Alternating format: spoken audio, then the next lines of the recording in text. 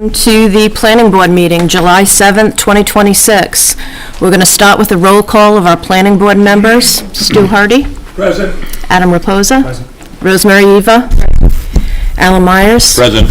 And I am Cheryl Valentine, and I'll be facilitating the meeting this evening. I'd also like to introduce our attorney, Mr. Todd Romano, Chris Spencer, our town planner, and Ed Rotella, our land use clerk. Okay, let's get into the first item on the agenda. Major.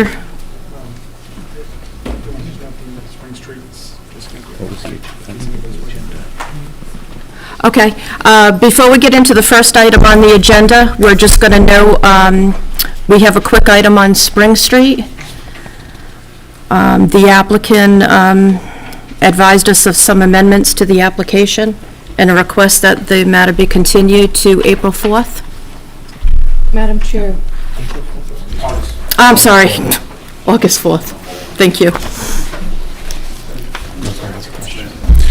Good evening, Madam Chair, members of the board. Attorney Matthew Landry, on behalf of the applicants on the agenda item 2, Spring Street matter. There was some discussion during the last meeting. I think we had a brief update last month regarding the waiver request and the extent of the application for Spring Street. You may recall that there were some discussions with planning staff and DPW on whether or not this would come in as a public street. The proposal originally came in under the provisions of the zoning ordinance that allowed development of unaccepted paper streets. There were some provisions under that ordinance that we had sought relief from, but then after some further discussion, there was an interest in making it a public accepted roadway that triggered the need for several additional variances from the road performance criteria. After much discussion with my clients and following discussions with staff in DPW, we've reverted back to just making it a privately maintained street. So we're going to eliminate a lot of the relief that had been requested and asked for as part of the agenda item. That simplifies matters where we can now satisfy just the criteria under Section 8 of the ordinance. The only two waivers that will be required are from the road width standards. The fire chief had requested no less than 20 feet plus a berm on either side. Our engineer is still in the process of figuring out how wide that berm can be. We can certainly do the 20 feet. It was originally proposed for 18. The ordinance requires up to 5 feet of berm for both sides, and we're not sure we have that room. So there's some modifications happening, but the general update is that we're not going to ask or seek this to be a publicly accepted roadway. It'll be a privately maintained street, and the only waivers will be from that road berm requirement and also improving it as asphalt and not gravel that's actually required under the ordinance. It's easier to maintain.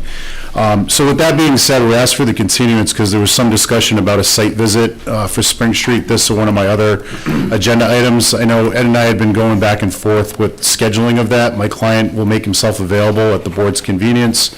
We weren't able to narrow down a date, but again, I leave it at the pleasure of the board to set a date, and my client's available. We can meet on site and potentially do this site visit in addition to the Boulder Marsh matter that's before you as well this evening. I think there was a request for site visit then. We can do them the same day or different days.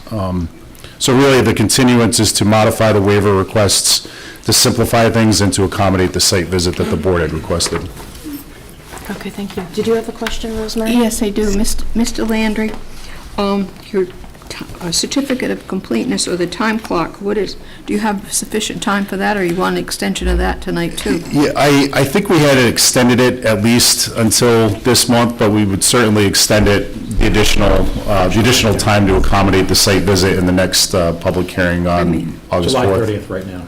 Yeah, so I would say August 30th, we'll extend it to the end of August to allow time for the site visit, the public hearing, and a potential decision. It would be helpful if we got some of this in writing too. Certainly. I spoke to Mr. Romano today, and Ed and I had spoken a couple of weeks ago regarding these changes. Again, we anticipated that site visit would occur, and I know they pulled the board on dates, and we didn't have any confirmation of that. So So that's why we're here with the update. We're open to any dates that you may suggest this evening.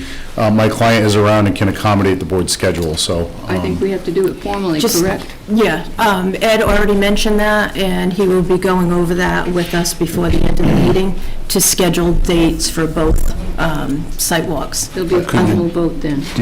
I'm sorry? Formal vote at Yes. that time. Yes. Ed already requested time at the end of the meeting to do that. Should we do it now? Or do you want to do it now? I'm happy to do it now. Okay. Absolutely. That's fine. I mean, we have to post it, same like for any meeting, so it has to be at least 48 hours. So we could do the end of this week, we could do Friday, we could do early next week, potentially. Next week is good for me. Next week. Anybody else? We're doing the time clock? Just now? can't do it. Right now, we're trying to discuss the date for your Okay. sidewalk. My client just indicated any time he'll make it work, so whatever at the board's pleasure. Can we just do this, like, after the meeting? I think he was just trying to get a date so that we could Move on. do the 48-hour notice on it. Just narrow it down as But best we can. If you don't want to do the date now, we can Let have. me suggest this, please. Can we first have a motion to continue the hearing to the August 4 meeting and extend the time clock to August 30th? So moved. Second. Thank you. All those in favor? All in favor? All right.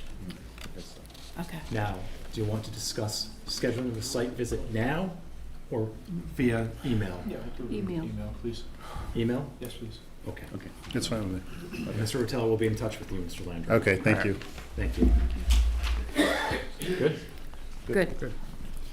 Next item on the agenda is item number 1, public hearing, major land development, 222 Eagleville Road, Lot 601, AP 105, west side of Eagleville Road. It's the ECC, or East Coast Construction, Eagleville Tradesman Center. Attorney Akers. Good afternoon, members of the planning board. Thank you for having me tonight.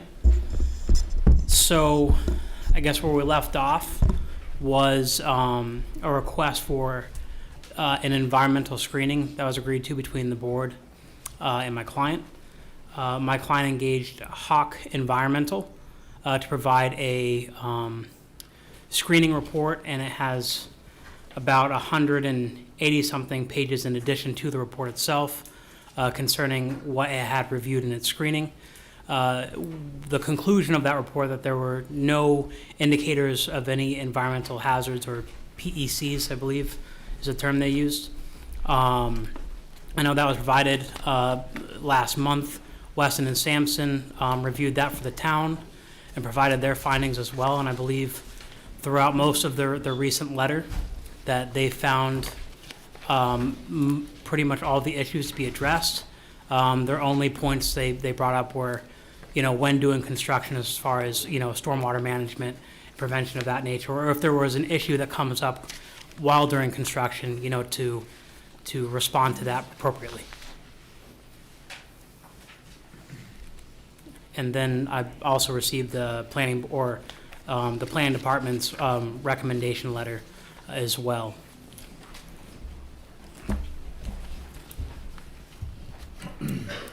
Chris, do you want to summarize your recommendation on the project at this point? Sure. I think the applicant has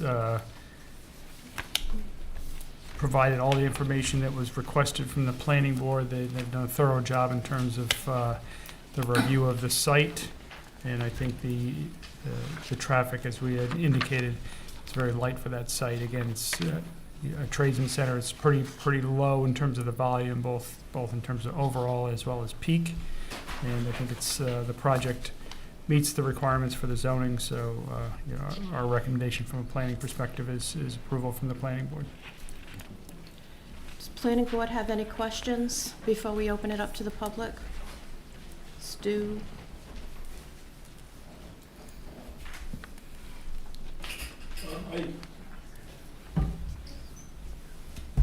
I have some comments and some questions.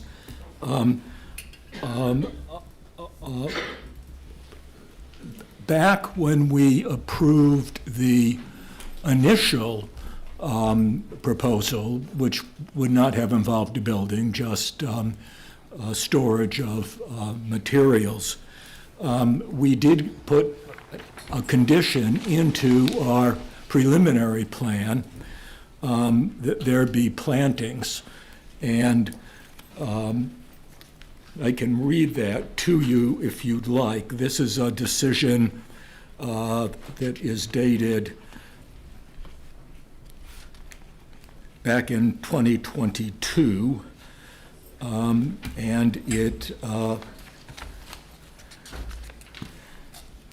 and condition number 4 is the proposed development is consistent with the following landscape standards, and then there are 5 standards that are referenced about plantings, not only along Eagleville Road, but within the project itself. That was never done. I went out to take a look at the area a couple of days ago, and the only thing that's growing along Eagleville Road are weeds. So that needs to be a condition for anything we approve tonight or in the future. So that decision, the date of posting of the decision was 13 January 2023, but the date that the planning board chairman signed it was 3 May 2022. So that's one comment. The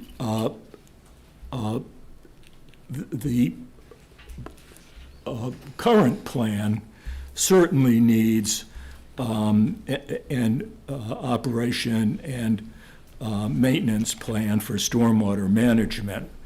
And I know that in the Northeast Engineer and Consulting report dated October 11, 2024, that recommendation is made, and then in that report, which goes on for about 22 pages, all of the criteria for an O&M plan for stormwater management is cited. So that needs to be presented to the planning board before we make a decision, or at least it needs to be a condition.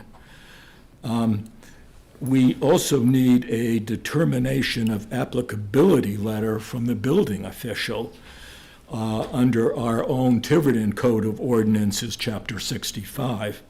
That's the soil erosion and sediment control. And that, this site certainly needs that. This is different from RIPTE's. The RIPTE's permit at the state level also has a soil erosion and sediment control element included in it. But I'm asking for the town ordinance to be complied with so that our building official can go out to the site and actually enforce.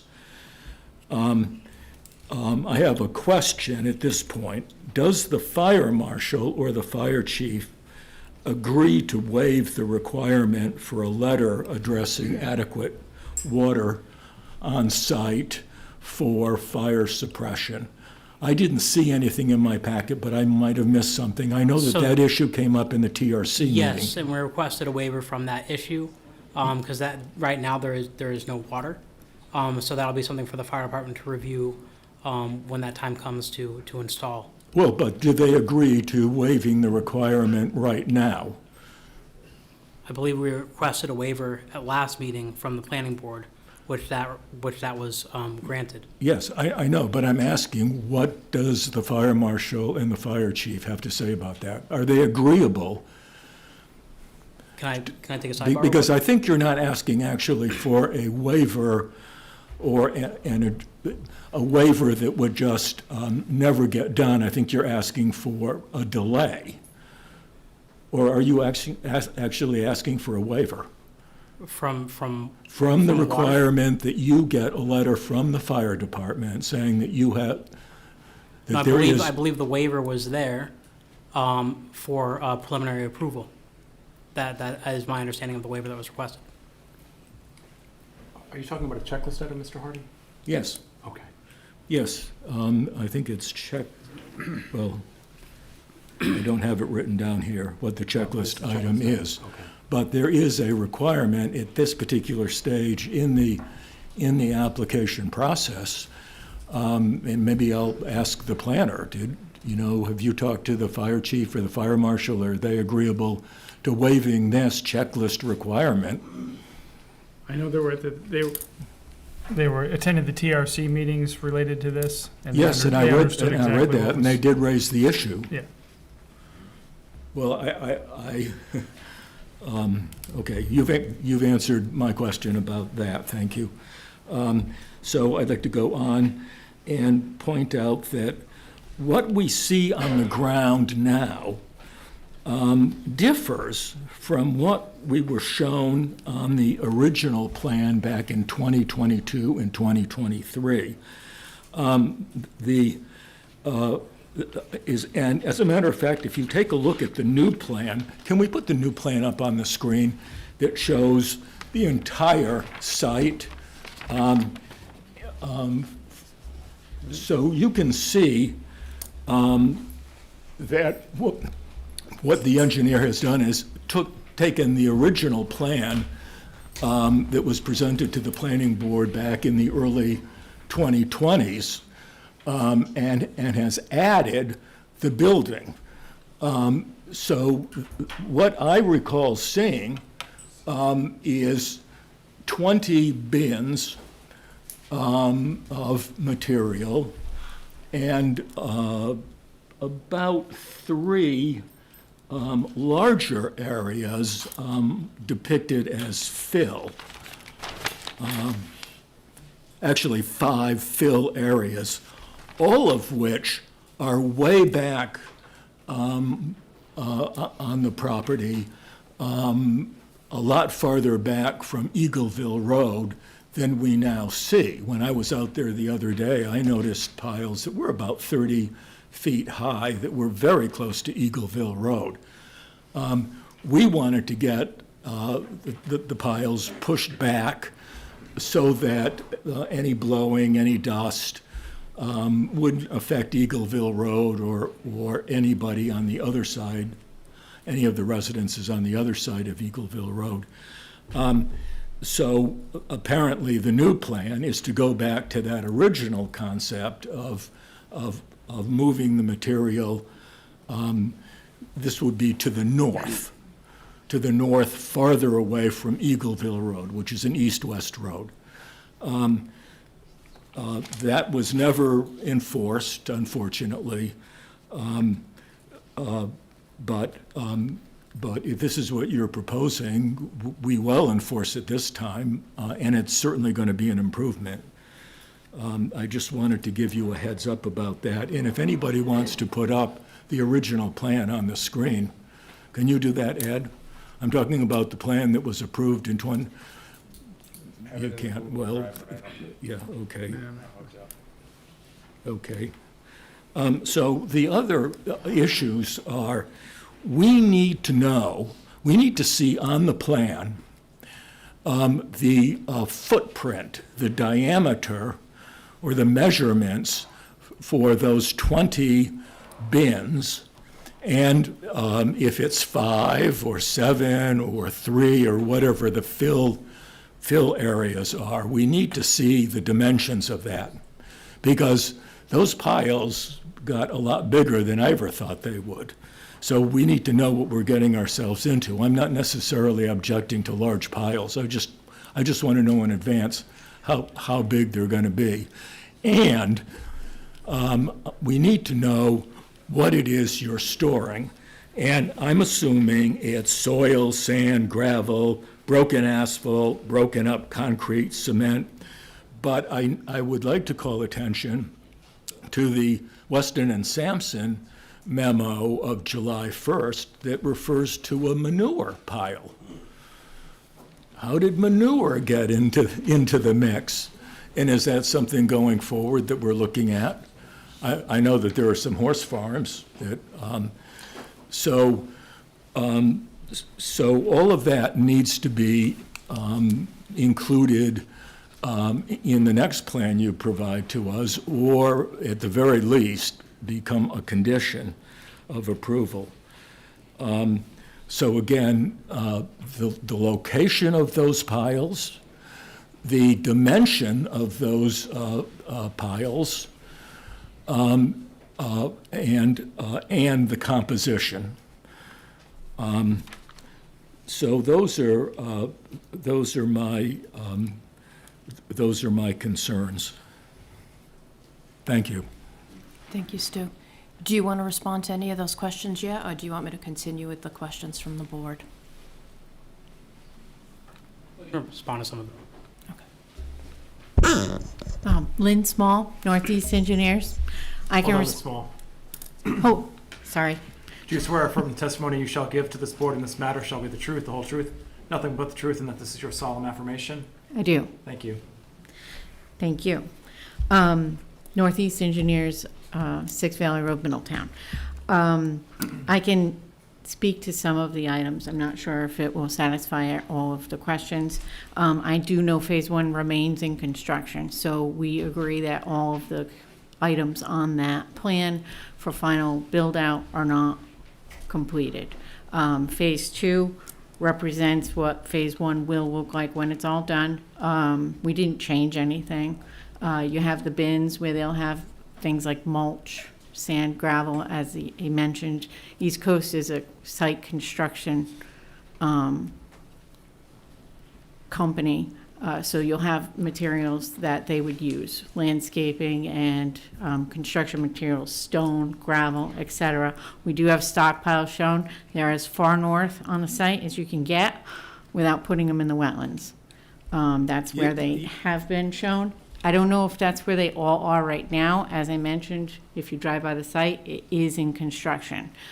We all know from developments that when you're in construction, things end up in different places, but you do have your erosion control measures in place to ensure that you're not getting any sediments within the wetlands or within the public right-of-ways. As far as the waiver from the plan, the fire, and I don't mean to step on your toes or anything, but I think that waiver only says that we're not going to get a letter saying that there's a water source right now that provides fire to provide sprinklers or something like that. I don't think it means that we're going to get a waiver from meeting fire code. That analysis gets done when you apply for your building permit. And we have every intention, and we have mentioned that to the board and to the fire department when they were at the TRC, that we're not looking for any relief on meeting fire code. So that's why the waiver was requested from the board, just to say we don't have, you know, whatever the demand to run the sprinklers with water is because we don't have municipal water available. That's why that waiver was asked for. As far as the operation and maintenance manual, that is part of the submission. It is also part of the state permit from the RIPTES program. It was part of the original Phase 1 state permit, and it was updated for Phase 2, and you already have it.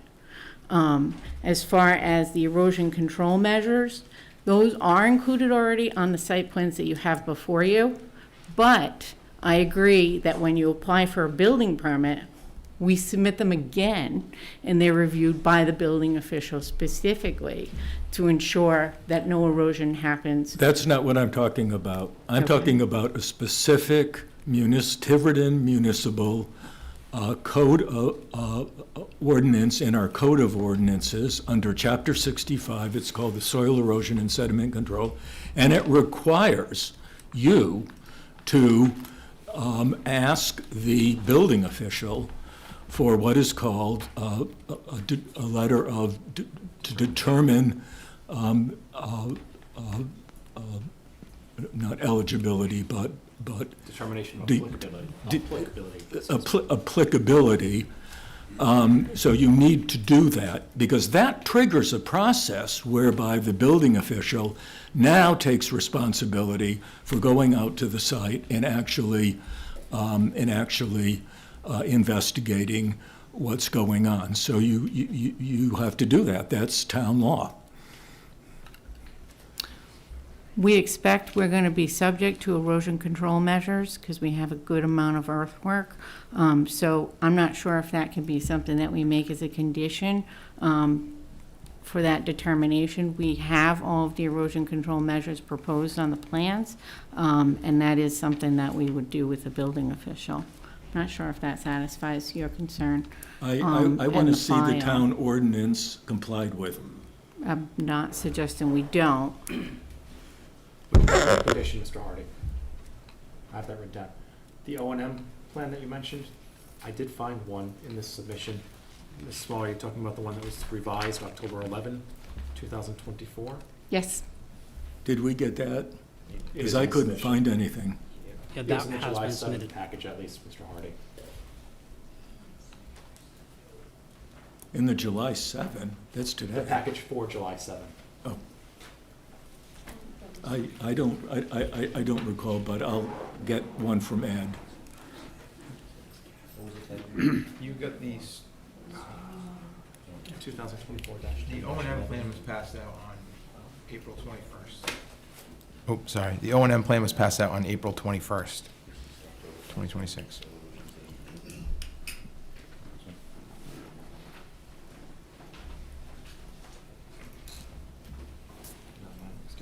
While we're waiting, Ms. Small, did you have a response to about the different piles? You said construction equipment. Is there any manure that's going to be stored there as part of that? I mean, I don't know if they're gonna have manure on site. I'm not sure if that's part of a limitation in the ordinance, but the owner is here and he can answer that question if it's, Like to get an answer to it now, if possible?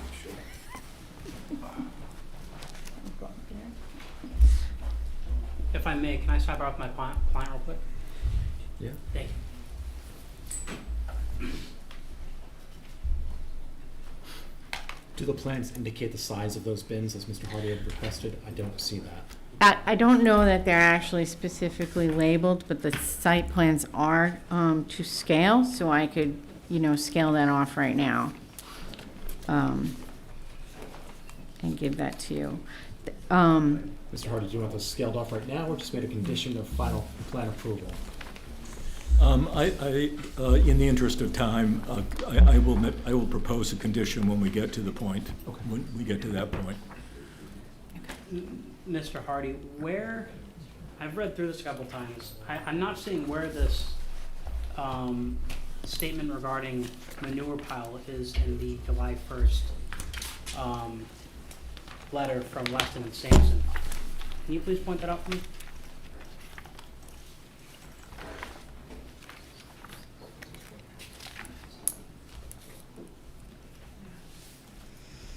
And I'm not trying to give you a hard time, I'm not seeing it.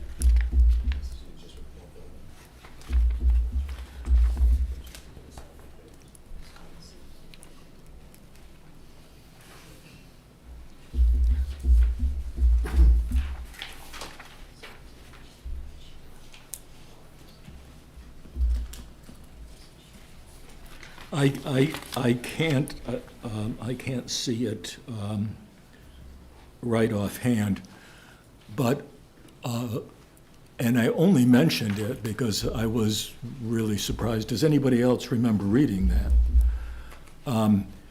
That we need to identify what the materials are, that needs to be in writing so it can be enforced. What materials are we talking about? So I will make a condition to that effect, or I will propose a condition to that effect.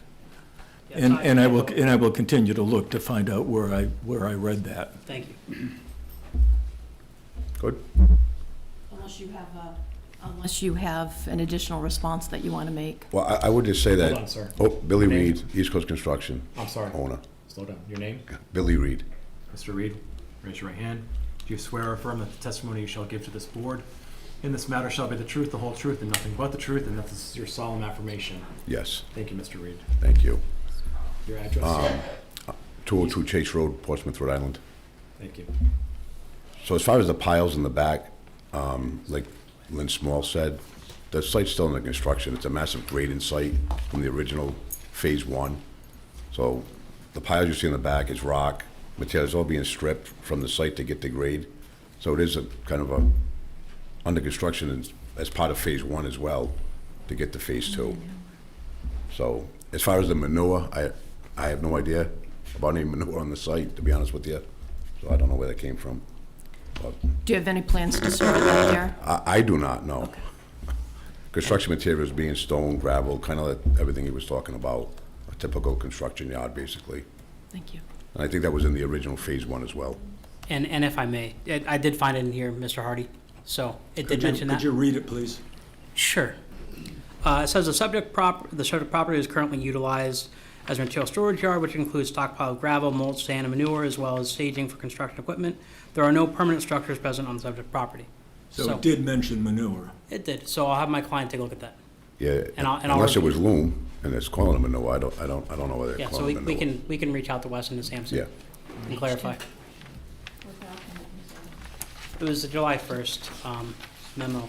And if I, Weston and Sampson. Weston and Sampson, yes. Page 2. Page 2. And if I can say there was no findings of any issues of, hazardous materials or anything that would jeopardize the soils as well, is what was concluded in that letter.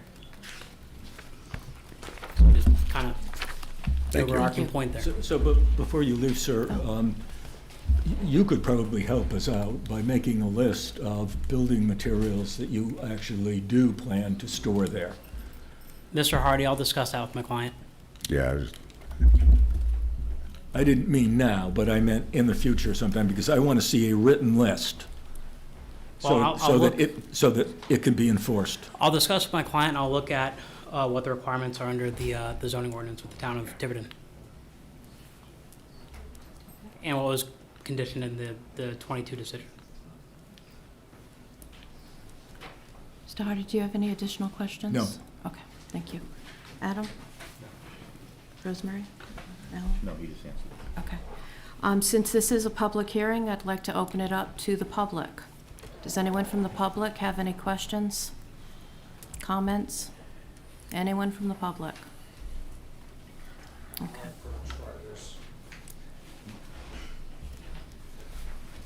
Blanchett, James J., Eagleville Road, Tiverton. This is about the second or third meeting I came to this on this issue on Eagleville Road. Basically, I was looking at the building they were putting it in. It was like, I thought it was supposed to hold like contractors. You had a picture up there, I guess, last time you had a meeting. I was just concerned about those contractors renting that space of that building, that 200 by 90 or 18,000 building. Is that still going up in this site, I That's- assume? This project is for an 18,000 square foot. Yeah, that's what I was building. saying. Are you gonna be renting out the different kind of contractors, like electricians, home improvement people? That's what I was just concerned about, it's like, Well, what are they it gonna would- be bringing there? They're gonna be using it as an office space, storing their material, and they're bringing back debris. Is you're gonna have dumpsters there so they can store stuff and get rid of it? That's all my concern about, there's always a lot of debris on Eagleville Road and stuff blowing across, I know you're gonna put trees to try to stop some of the debris, but I'm just, I mean, the purpose is to have it as an industrial commercial space that may Yes. very well have tenants that are in the construction and the trades Yes, with I office space, understand. et cetera. And that, leaving debris or any of that type of materials on Eagleville Road or the property, the obvious goal is to not have that. yes, I understand it. So you're gonna try to keep it clean, but we'll be able to monitor that. Those, are they gonna have That'd be dumpsters something- inside the building, outside the building, where they can put their debris in, they come back from job sites? Well, there would be obviously the ability of the building official to inspect the property. As I understand that, as long as we have the provisions, we can't go in there without getting a court order like Those- what Site Ready does. Those provisions exist in the zoning ordinance itself, Yeah, as far as regulations of use of property in industrial zone. because I know there is a lot of wetlands around that area, I don't know if you're gonna install like, what do they call them, monitoring wells around the property so you can drop the dip down, test out groundwater, see if anything's getting in there to go Well, down. there's also, with the Rhode Island DEM, there's permits that already exist with Yeah. them. and their oversight there on the state side of All right, things. I'm just asking, you know. Yeah, it's- I mean, we have the projects here. Well, You've been I at the can't last see two that from meetings. over here. I understand, I can I barely don't know see it if I can myself. get paperwork from the town, if I come over here and visit and see if I get some of these paperwork that you're talking about. I can't see that from where I'm sitting, you know, and really look at it, you know. I don't know if I'm available to get some of that information that you have. you know. Absolutely. If you want to call our planning office to make an Yes. appointment with them, they can share the documentation Oh, with that'd you be so that nice, you know, can maybe review we that. can- Next week or the week Ed after. Rotella or Chris Spencer? Well, I've come in, I've talked to him a few times, Okay. you know, just going by, you know, paying my taxes, and I say hi, you know, so. All right, that's Okay. all I had. I know, you know, there's more I need to learn about it, you know, so. All right, thank you. Thank you. Thank you. Anyone else from the public that wishes to speak on this issue? Okay. I just want to bring one form to your attention. That is part of the larger package. A form filled out from East Coast Construction on, what's the name of this form? Is that the Hawk Environmental? It's the Riverhawk Environmental. River Hawk. It was filled out, I believe, by Mr. Reed on page 2. There were just 2 questions on storage tanks, and it asked if there were any above-ground storage tanks, ASTs, currently present, and it was checked off as no, as well as the question before that. But it was noted in the report that there is a 500-gallon storage tank on site, so we just want the records to reflect the accuracy. There's a photo of it in the document.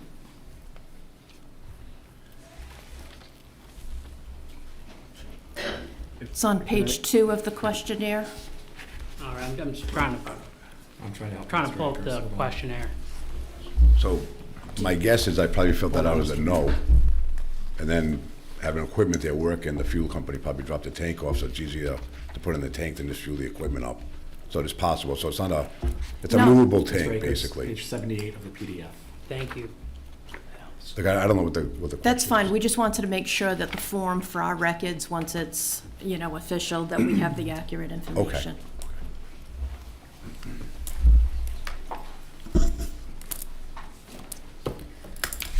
Does the planning office have anything to add? Just let's clear this issue up. Question 8, or I'm sorry, B 1 and 2.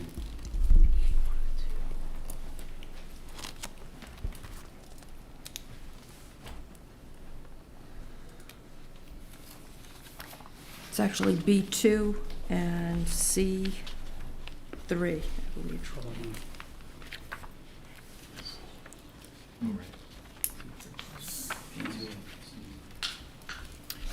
B2 Right. and C3. Did you find those? Yeah. Just correct it. So B2, are petroleum products currently stored at the property? It's marked no. C3, are there any above-ground storage tanks, ASTs, currently present? Answer, no. So my client has stated he marked no, because they're a temporary holding tank, not a permanent storage tank. But if you would like to Okay. clarify that here, Okay. we can clarify. It's for the just record. temporary, it comes and goes. Yeah, so the fuel company drops it off. So we're fueling Okay. a bunch of equipment instead of them fueling the equipment each piece at a time. That's fine then. Yeah, that's what I was explaining. So when I marked off no, there's not a permanent tank there. It's possible that with the equipment being there, that they drop the tank off, meaning the fuel company that fuels my equipment, because it's easier to fuel up 500 gallons. End of the day, the payloader fills up, the excavator fills up. So but it's not a permanent tank if there is one there. And how So- long does it stay there in that Just situation? if I got one piece of equipment, they pull it out. If I have several pieces, they'll leave a tank there. Just depends on what I have going on for construction. It's a movable 500-gallon tank. Is that what they noted on it? On the Yeah, report? because the report made several notes of it and actually took some pics of it, we just wanted both to be accurate. Yeah, so then that's all contained too. Okay. But it is a movable tank. They take it out when we're done. It doesn't stay on property. When you're doing construction of the site?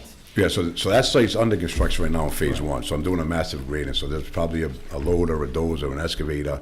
So if I have all the pieces working, they won't keep up with trying to fuel up they'll just give me a 500-gallon tank, I understand fill why the you're in tank up. construction, but what Right. about, aren't you going to have an excavator there permanently for the materials in the big bins? Yeah, Are you going to have a tank there for that? I'll probably have a purpose? loader there, not an excavator. Excuse me? I'll probably have a loader there, not an excavator. I'll have some kind of equipment there when I'm doing construction, yes. Whatever the equipment is, are you going to Yeah. have a tank there for that equipment? Possibly, it depends. Sometimes I fill up on my yacht in Portsmouth, the pickup will fill up the tank and then go fill up their own machine. Just depends on what's going on for equipment. But no, will I have a permanent tank there? No. Not like a 12,000-gallon tank to hold fuel like my other office. Like, it's not a holding tank like that. It's a 500-gallon temporary tank. It moves on site if I'm working in different areas. It's not a permanent tank. That's why I put no, because it's not a permanent tank. Right, and I understand during construction, But- why that would be temporary, but you have a loader, an excavator, whatever it is, to Yep. move equipment in those big bins permanently, right? Or that's the plan? That is the plan, but I really never thought about having a permanent tank or keeping a tank there. Okay, so after construction, you're not going to have even a temporary tank there, It's possible I could, yes. because you're going to have the excavator Right. or loader there, or whatever it is. Right, moving just that depends on what I fill. have going on for moving material. But there'll never be a permanent tank, like in my office with a 10,000-gallon tank. Right. It would be that same 500-gallon tank that would move around. Or if there's nothing going on, there'll be no tank there. You know, in the winter months, if it's quiet. Just depends on what kind of fuel capacity I'm doing at the time. These are for what's going on right now, not for what's gonna happen in the future. Like, isn't that for another time? We're just wondering what he has going on there now, and he just has, yeah, he has a temporary, yeah, I know. Temporary tank now. Right, but that's, right, which is what the question is asking, what's there now? Why are we asking about what he's gonna do there after the place is functional? So Why we are know you if giving him it's, a hard time about that? I'm not trying to give him a hard But time. that's not part of what we're talking to him about right now, though. We're It was talking to him about- because we received a report saying that saying there what's was there a now. tank, and there was a questionnaire that he filled out, Yeah. and it said there were no tanks. So we just You don't feel want they to answered the them, question? We need to know what he's gonna do with fuel after the place is operational, Yeah, you do need to know that. But if to satisfy those questions? It's part of the project plan. if I went for a permanent tank, I'd have to get a permit for it, if I did that, like I did at my office. That's just a movable tank. It's common in our business. That's the question. Mr. Reed, it's not your intention to have an underground tank? No, not at this time, it is not, no. What about, how long is it average there now? I mean, what's the average time they fill up their things? I mean, it depends on how much equipment I'm running. If I'm running 4 pieces, 5 pieces, they might fill it up once a week. Okay. But the tank stays and they fill it up, or they Yeah, the remove tank it? stays exactly. Right, so that's what I'm saying. The picture here shows a tank with no movable parts here, surrounded by Jersey barriers. It's- So it looks like, of course, we want that to protect the stuff, yeah. Right. But the point is, it looks like it's relatively permanent. Yes, it's not though. It's a movable tank. It's not like a structure that's staying in place. It might be right now during the construction. Oh, is it? There's Yeah, a hook on the go top? pick it with an excavator, drop it on the Alright, trailer. okay, that's- It's movable, trust me. Yeah. I'm looking, just looking at the picture. Yeah. Surrounded and covered by Jersey barriers. I think it's good. I mean. Now, the real condition that we were working on is the fact that we had that environmental search, and we did that, right? yes. Is there anything else that we conditioned last time?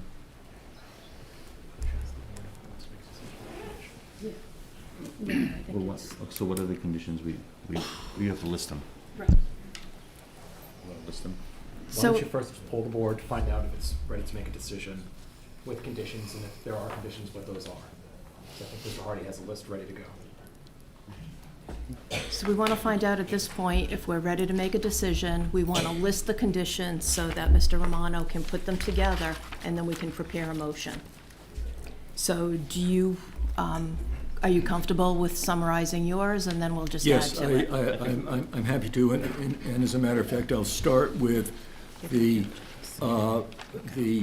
two conditions that were recommended to us by Chris Spencer in his email, and I agree with both of those, but I think condition number 1, which has to do with recommendations made in the Weston and Sampson July 1st memorandum that was put together by Mr. Pearson, that those recommendations need to be spelled out so that everybody reading the document knows exactly what they are.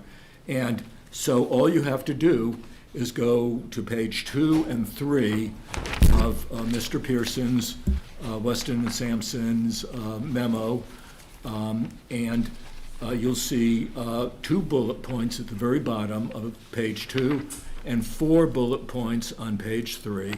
Those are the 6 recommendations. So you can just take them verbatim, word for word. Todd, if you'd like, I can quote them right now. I don't think that's necessary, But Mr. I don't Harmon. think it's necessary either. So that's one thing I'd like to see. I'd also like staff to go back and take a look at the decision, the 2022 decision, and take a look at the conditions that we spelled out at that time, having to do with plantings and with landscaping. And you'll see that on page 5, and it's in its condition number 4 on page 5, and it says the proposed development is consistent with the following landscaping standards, and then it gives 5 standards. So if you would make that a condition again, and you can just get it verbatim from the decision that was signed in 2022 and posted in 2023. Mr. Hardy, I don't want to interrupt you, but were there any other conditions from that decision? No. That we should reiterate? No, Okay. no. Thirdly, we need a determination of applicability, a letter from the building official, so that we know that you've contacted the building official has gone out and looked at the site, the building official has decided that, hey, maybe we don't need a soil erosion sediment control plan, or maybe we do need a soil erosion sediment control, but we need that letter. And finally, I'm sorry, you need that letter prior to construction? we need that letter. Well, the final plan will probably not come back to us. It will be administratively approved. It needs to be, it needs to come into the planning office before the final decision is approved. At least that's my recommendation. Obviously, my colleagues will have to vote on all of this. And then the final condition I'd like to make is that the plan, and again, this will be something that needs to be checked out by staff carefully before rendering a decision on the final plan, approving the final plan, that that the plan show I'm going to say, to be generous, approximate, within a foot, let's say, of the footprint of the 20 bins, material bins they're called, there are 20 of them on the plan now, and the 5 areas that are simply called fill areas. We need the measurements of the footprint. We need to know exactly where those are going to be located on the property, because I can tell you that I use Eagleville Road all the time, and we've had piles all over that property, some quite close to Eagleville Road for 2-3 years now. And I don't think anybody in this room will dispute that, who uses Eagleville Road.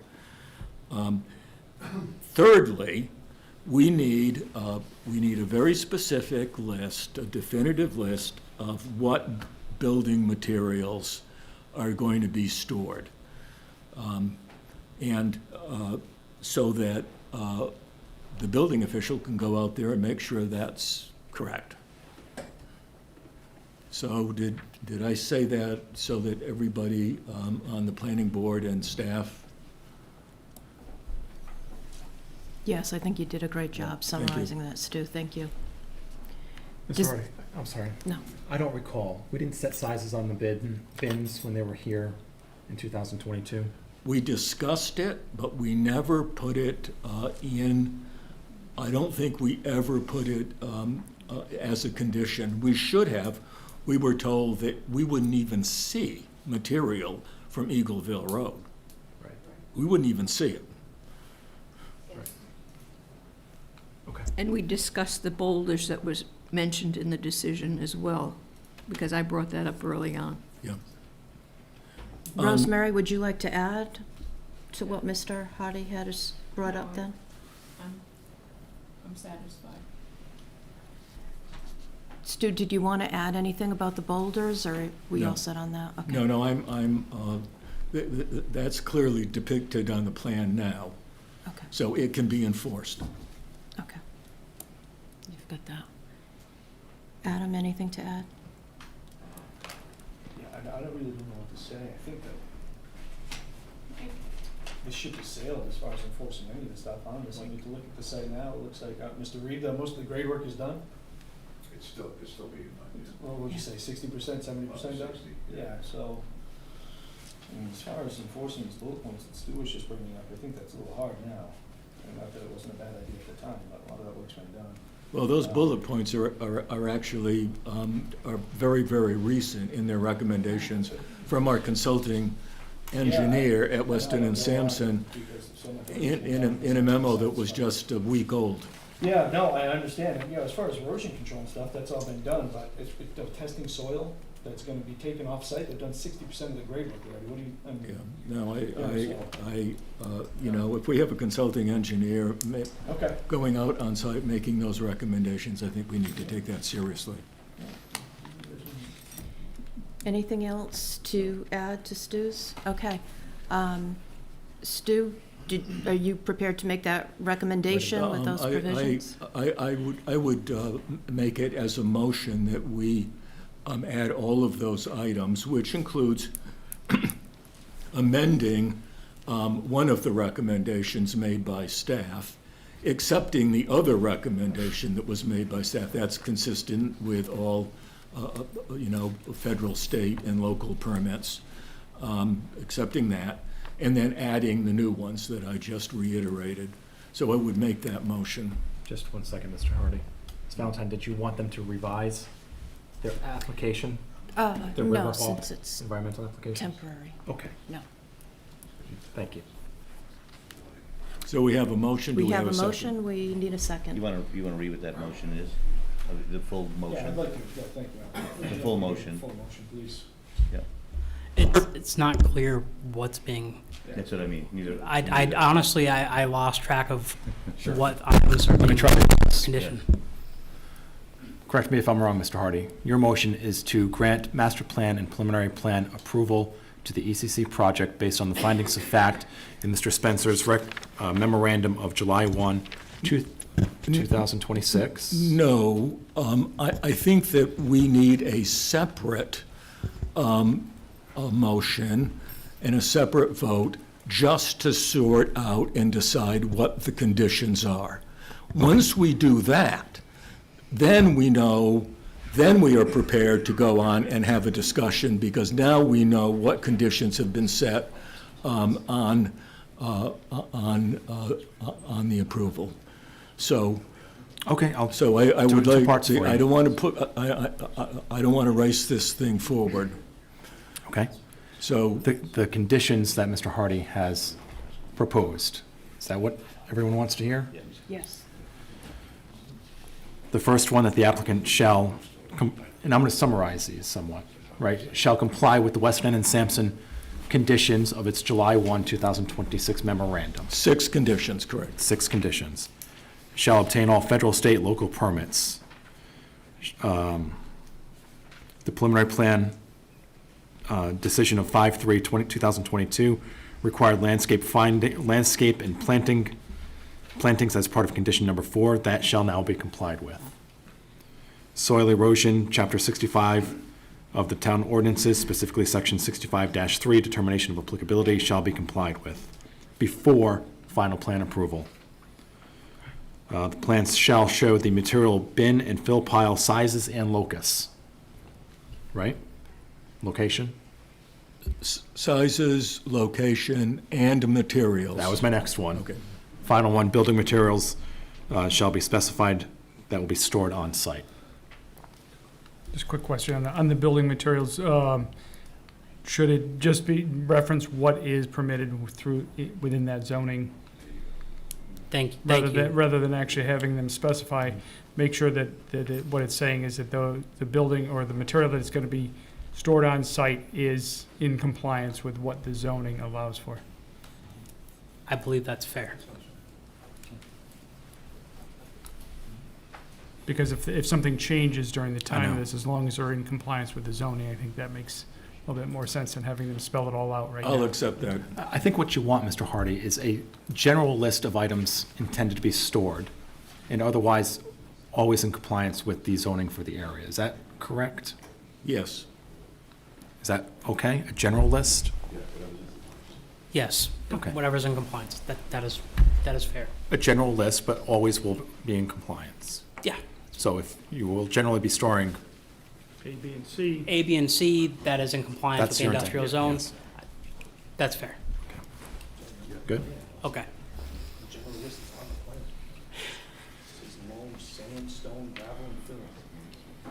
Yeah, what's fill? It's fair. Anything else? So next step is? Does the board agree with those conditions? Yes. You can take a straw vote. Mr. Hardy? Mr. Reposa, you, Adam, Rosemary? Yes. No, I'm not. it's just a straw vote right now, it's as to the conditions.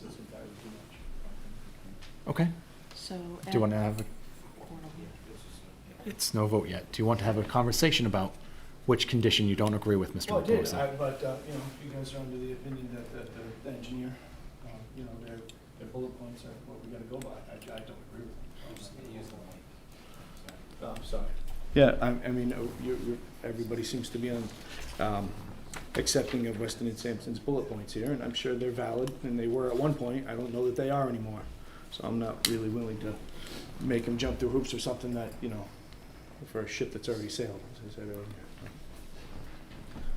But just a little bit of background on it. When Weston and Sampson did this at our request, it was dated July 1st, and it's for our protection. I know it's very Right, recent. for the board's I protection. understand that. Yeah. Which Okay. condition, which of these Weston and Sampson conditions Let's says? see, so, Sale. the stockpile management, disposal characterizations, okay, so I'll say the only two that I am in agreement with are, we have, you know, erosion control measures, which can still be done at this point. But as far as taking material on and off site, having water tested that might have popped up, that could have been, you know, had something in it, I mean, that's. I'm sorry, Adam, I'm not following you. Which, Okay, so page 2 and 3, the 6 bullet points that Stuart, Yes. that so which we all one? know that Stuart's talking about, so, all All right. right, since so- I'm simple then, right? The first one is implementing dust controls. Yeah, so we're good with that one. Okay. Disposal characterization, disposal of surplus soils. I mean, they've done 60% of the work. Right, so for the So remaining that's been done. 40%, Yeah. for the remaining 40% then is what that All would right. apply to. Okay. That's That okay makes then? everybody feel better, sure. What does the I mean, it's something that, if you were really that stuck on it, it should have been done when it. it started. You should have done this when this was approved originally. We can only go forward now, All so. right. Okay. Is that one a problem, the disposal characterization? It's not a problem, it just doesn't make any sense. I mean, I don't know why I'd vote on making them do something that it just seems like a pain in the ass, and it's gonna make this whole project drag on even longer, waste our time dealing with it. All right, the next one was the temporary erosion control measures. You're okay with that one, or no? Yes. Yep. Next is groundwater is encountered and dewatered. Yeah, that's. Properly one of the ones managed I do have an dewatering. issue with, because that should have been dealt with when this project started, when this first came across the boards. Can I make a desk. comment about that bullet point? It's an if the situation were to occur, then it doesn't say this is We have mandatory. no idea if it has, though. I mean, you know, It's I'm sure that Mr. Reed would have done everything correctly. Listen, And I have no doubt in that. I agree with you, Right. of course, right? Agree with last conditions, obviously, for my client.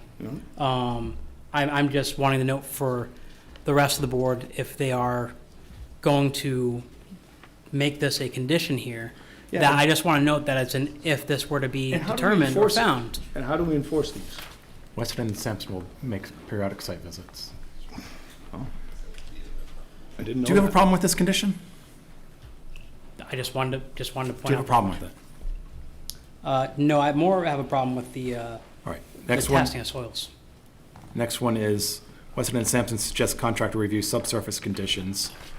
As construction progresses, manage soil and groundwater that are suspected to be contaminated. Okay, is there a problem with that? Yeah, so any contamination testing or identifying, it's like too late for that. They have to do this anyways, Adam.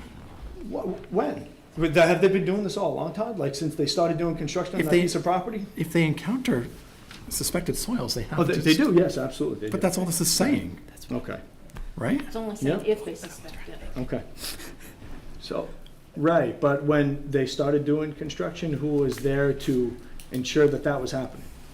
So now now all of a sudden, we care that that's going on? The project is 60% complete? No. We don't throw it away, though. No, okay. I mean, are you, really, is any objections to any of these conditions, really, to make it done and finished? Really? If there isn't, I don't know why we would. No, as long as this is going to make this project move forward Yeah, yeah. efficiently. All right, okay, because it doesn't seem, it seems like every time they come up here, we have more shit for them to do, to take care of, to give to Ed, to give to Chris. There's always something else. Mr. Akers?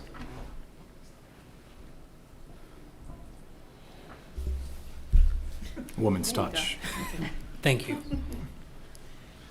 We can move forward. So There's no objection to those conditions in the Weston and Sampson memorandum of July 1. no. Thank you. All right, let's go. Yeah, we can. I would suggest that you take a vote on the conditions that have now been outlined and discussed. I'll make that condition. I'll make that motion. Is there a second? Second. All those in favor?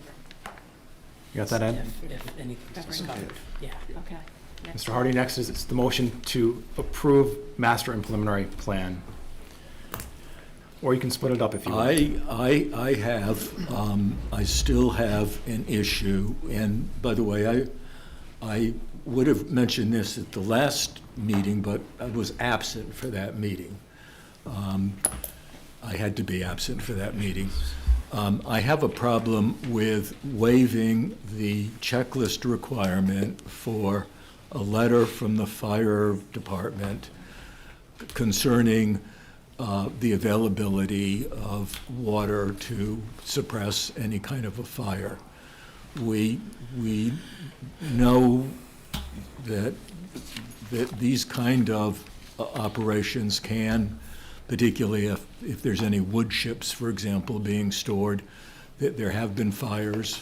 There was a big one in Westport last summer or the summer before, I can't remember. And no one has heard from the fire chief or the fire marshal to say, hey, we don't have a problem with this. The last time we heard from our own fire department was at the TRC. And they raised this as an issue that had to be looked into and resolved. Since there is nothing more to be known about the attitude of the fire department, I'm a little concerned about going ahead and granting a waiver.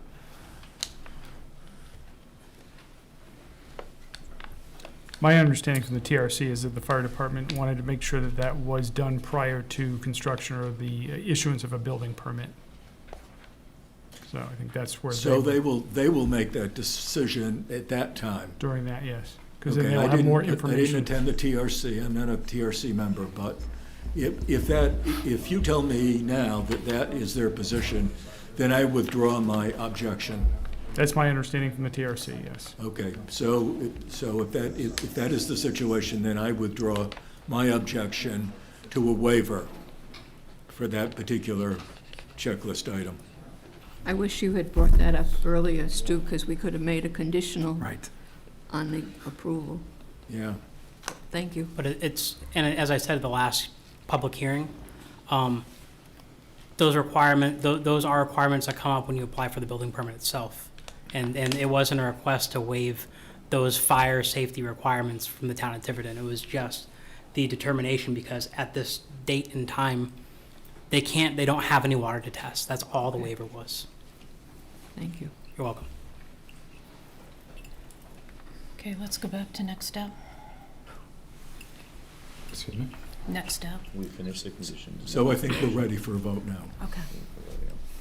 We have the motion, we have the second. What was the motion? Sorry. You want to reread the motion? Final approval. To grant master and preliminary plan approval to these applications. Based on The findings of fact as outlined in Mr. Spencer's memorandum of July 1, 2026, and the further discussion of this board this evening, as well as the conditions that you have just voted on. So moved. Second. Okay, all those in favor? Unanimous. Thank you. Yeah. Run while you can. So we're good. Oh, yeah, that's all right. Thank you. Yes. Thank you.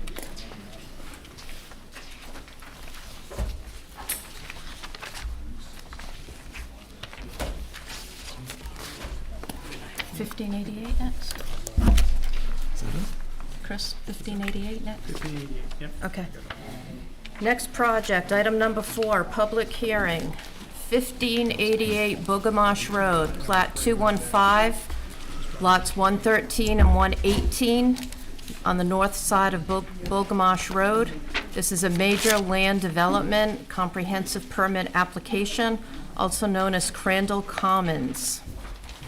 Attorney Landry. Good evening again, Madam Chair, members of the board, Attorney Matthew Landry on behalf of the applicant Tiverton Investments LLC. We came before you, I believe, last month and presented this application to the board. I know there's some renewed interest in this project, so I just wanted a brief overview again of the project. This is located off of 1588 Bogamash Road. There are existing duplexes on the site. It was partially developed as the Crandall Commons condominium complex, and there were future development rights from the declarant and the applicant to develop additional 20-plus units on the site. This is coming in as a comprehensive permit application for an additional 12 units. We broke those down into a couple of triplexes towards the rear of the property, with an additional duplex and a single-family residence. Again, because this is a comprehensive permit application, 25% of the proposed new units are going to be dedicated to LMI housing for a total of 3 units. Those will be dispersed evenly throughout the project, and obviously be of similar materials and design as the remainder of the units. We do have a letter of eligibility from Allen Housing that was submitted as part of the package, and this falls under the guise of a different review process, given that this is the comprehensive permit application. Since the time of the last meeting, we have received a number of comments from Weston and Sampson. Seth Lemoyne to my left had responded to all of those comments. I think that was just submitted today. Pretty comprehensive list of response to the comments. Most of those were notations on the plans, requests for clarification of what zoning district applied. So most of those were really notations on the plans. There were 7 full-size plan sets that were submitted to the board at the request of the board at the last meeting, to make it easier for everyone to follow along. That revised plan set has a modified design. It is one of the slides. Actually, Seth, if you could just... there were a couple of changes made to the proposed design based on the comments received from both the planning board staff and the public after the last meeting. My client and the engineers had met with planning staff as well to find some ways to redesign the project that would minimize the impacts to the abutting residences. What you see highlighted in green is the open space area highlighted along the property. It's also the limit of the, so the open space actually extends to the parcel to the rear, which is going to remain open space and undeveloped, but is going to be combined with this lot for purposes of the Conservation Development Ordinance. Most of the triplexes are situated along the rear of this private roadway that's going to come in along a cul-de-sac. We've relocated the single-family residence from the top left, which is the northeast corner of the property, the rearmost portion of that cul-de-sac. It was located in close proximity to a residence in that area, so we've relocated it to the front of the project, closer to Bulgamarsh Road. The reasoning behind that is there is a greater separation in the setbacks in that location than there was in its previous location to the rear. So we've actually improved to some extent the amount of rear setback for that structure and the proximity to the nearest residence. The area that are highlighted in pink are areas of proposed landscaping and buffering. These are the most sensitive areas that are closest to the nearest residential developed properties, mostly to the east, which is the top of your screen. So we're at master plan. This is obviously conceptual, but we are in agreement that additional plantings and buffering need to be installed to separate the development of this property and those nearest residences. So the pink outline that you see are areas of proposed plantings and buffering to be determined and set forth by a landscape architect at the next stage of review, which obviously is a more detailed design phase. There's some additional plantings along the eastern property line where the single-family residence has been relocated. That's to screen the proximity between the proposed single-family and the nearest residence, just to the east, top of the screen. There's also some new plantings and bufferings proposed in between the existing duplex that you see at the bottom right of your screen that's already built on the site. There's going to be another duplex just to the the east of that, above that, and there's some additional landscape plantings that are proposed to provide further screening between those two residents. So do you have the aerial slide? One of the comments that came up from the public, as well as the board, was the proximity of the residences to the west, which is the bottom of your screen. The purpose of this aerial is to show how far the nearest development actually is to the west of this property. It's between 480 and 540 feet away. It's really nothing anywhere near where these residences are being constructed.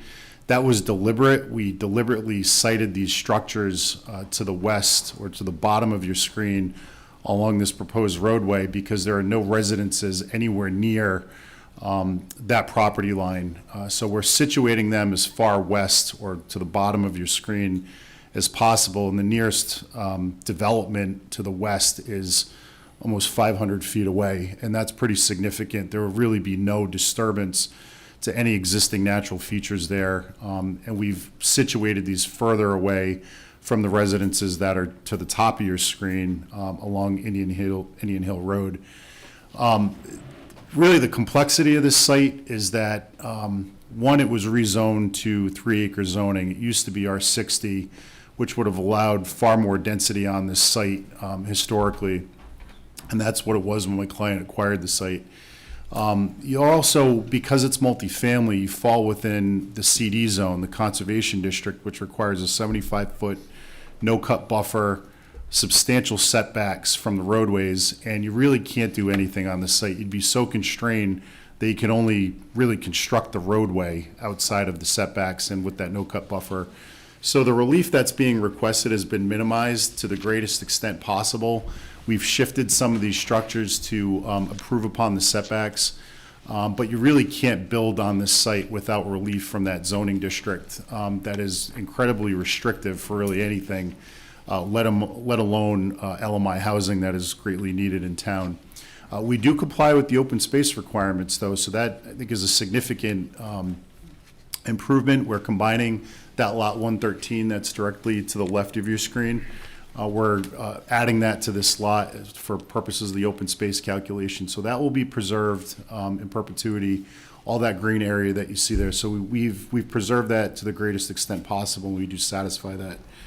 For purposes of the setbacks, we actually satisfy all of the setbacks except the front setbacks, front yard setbacks, excuse me, of the CD zone. The only relief that's needed is from the frontage, again, because of the conflict between the 75-foot no-cut buffer and the frontage. There's no way to situate that without asking for a waiver. So to the greatest extent possible, we've minimized the amount of relief that's needed for this. And under the Act, we're allowed up to 3 units per acre because we're providing water. It's OWTS, so under the Act, you're allowed a minimum of 3 units per acre. This is approximately a 9.8 acre site. The calculation comes out to about 21 units on the site would be allowed by right under the Act. We're only proposing 12 units. So not only have we minimized the amount of relief that's needed from the local regulations, but we've also greatly reduced by almost half the amount of units that would be allowed by right under the Act. So again, with discussing the redesign with staff and based on the comments, we've situated these structures in a way that are furthest removed from the nearest residences, providing substantial screening to the extent that we can fit it on the site and the areas that are most likely to be impacted. And we've reduced the amount of setbacks, or excuse me, the amount of relief from the setbacks that would otherwise be required. So, Seth, do you want to just touch on, well, one of the comments that came up at TRC with the fire chief was the minimum roadway width of 20 feet. There was a concern that if we're only providing 20 feet, guest parking and things like that will end up on the street. Seth, do you want to just talk about some of the drainage designs and the new parking spaces that have been provided? Todd, do I need to be sworn in? Oh, I'm sorry, I was reading. That's okay. Thanks, Seth. Before I start. Do you swear or affirm the testimony you shall give to this board in this matter shall be the truth, the whole truth, and nothing but the truth? And that is your solemn affirmation? Yes. Thank you. Seth Lemoyne with Principe Engineering, 27 Secana Ridge Drive, Tiverton. So the fire chief was concerned about vehicles parking on the road during maybe events at residences and so forth, and it would obstruct emergency vehicle access. He recommended proposing some additional parking either within the driveways or elsewhere on the site. The way the design is laid out, we have a minimum of 2 parking spaces per driveway, which exceeds the minimum requirement of 1 parking space per unit. In addition, we proposed 10 parking spaces adjacent to the street opposite the triplex units. I believe that would satisfy the parking requirements and alleviate concerns from the fire chief for obstructions in the road. We are proposing a 20-foot wide paved road with 2 1-foot Cape Cod berms on the perimeter. Okay, Ms. Lemoyne, in your opinion, is there adequate parking and circulation proposed for this site? Yeah, I believe there are. We also met the minimum radius at the cul-de-sac. At the request of the fire chief, he provided me some additional documentation to ensure that the turning radiuses were met. And so, yeah, I feel confident that we're meeting all of the requirements. Okay, and the purpose of the redesign was to increase the distances or minimize the impacts to the abutting residential neighborhood, is that correct? Yeah, that's correct. And by doing so, our buildings became a little closer to the private road. Okay, and due to the site constraints and the conservation zoning, is this site greatly impacted from a development standpoint? Yeah, fairly restricted with the zoning. Okay, and you've minimized the amount of relief necessary in the conservation ordinance? Yeah, through that redesign, definitely minimized as much as we possibly could. Okay, and given that this is a concept stage only, there will be significant design parameters and stormwater features designed at the preliminary plan phase? Yeah, correct. I laid out locations of proposed stormwater management areas and the OWTS areas. Those will be further refined as we advance the design. Okay, and that will be subject to not only local review, but state review as well, with DEM? Yeah, correct. It will require a RIC use permit. Madam Chair, the only other item I wanted to address was the letter received from the tribal community, an attorney representing them on their behalf. At this point, we have no physical evidence of any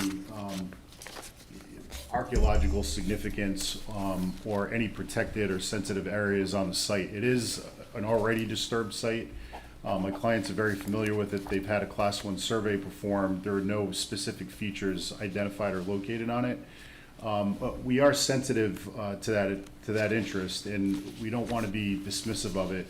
But we do think a Phase 1 archaeological study or any significant study at this point, given it's a conceptual phase only, this project hasn't even been approved yet, anything of that nature would be really more appropriate at the preliminary plan stage.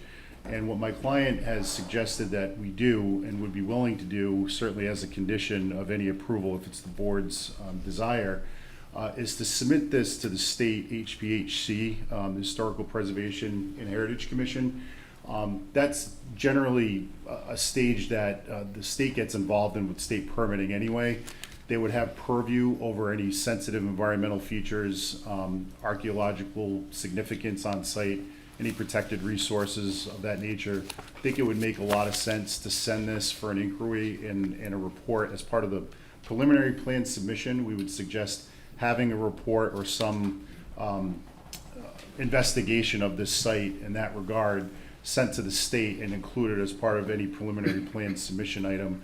The client would be willing to do that and amenable to do that following the master plan approval. If it's the board's desire to approve the project, we think it makes more sense at that juncture, since there's a lot more time and money and investment that is needed in engineering and designing, and that's something that we think would be very much appropriate at the preliminary plan stage.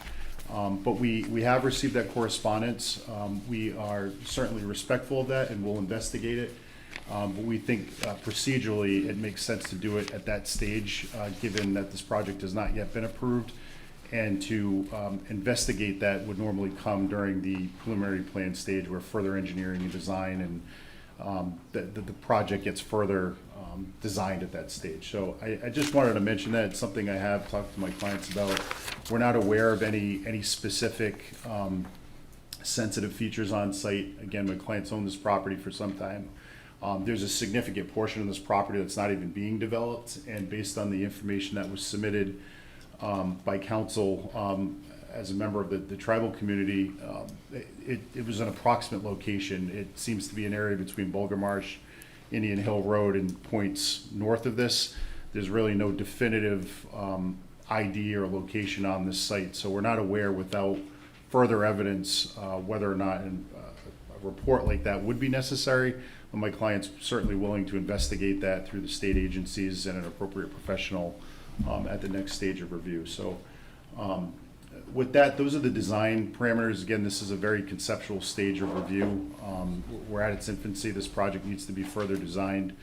And we've redesigned the project based on the comments and feedback that we've received from staff and members of the public at the last public meeting. I'm sure we'll hear more about all of that in just a couple of minutes. If you could clarify for the audience here and those watching, the bright green to the east and west of the road, how many feet are in that buffer? What is included in that buffer?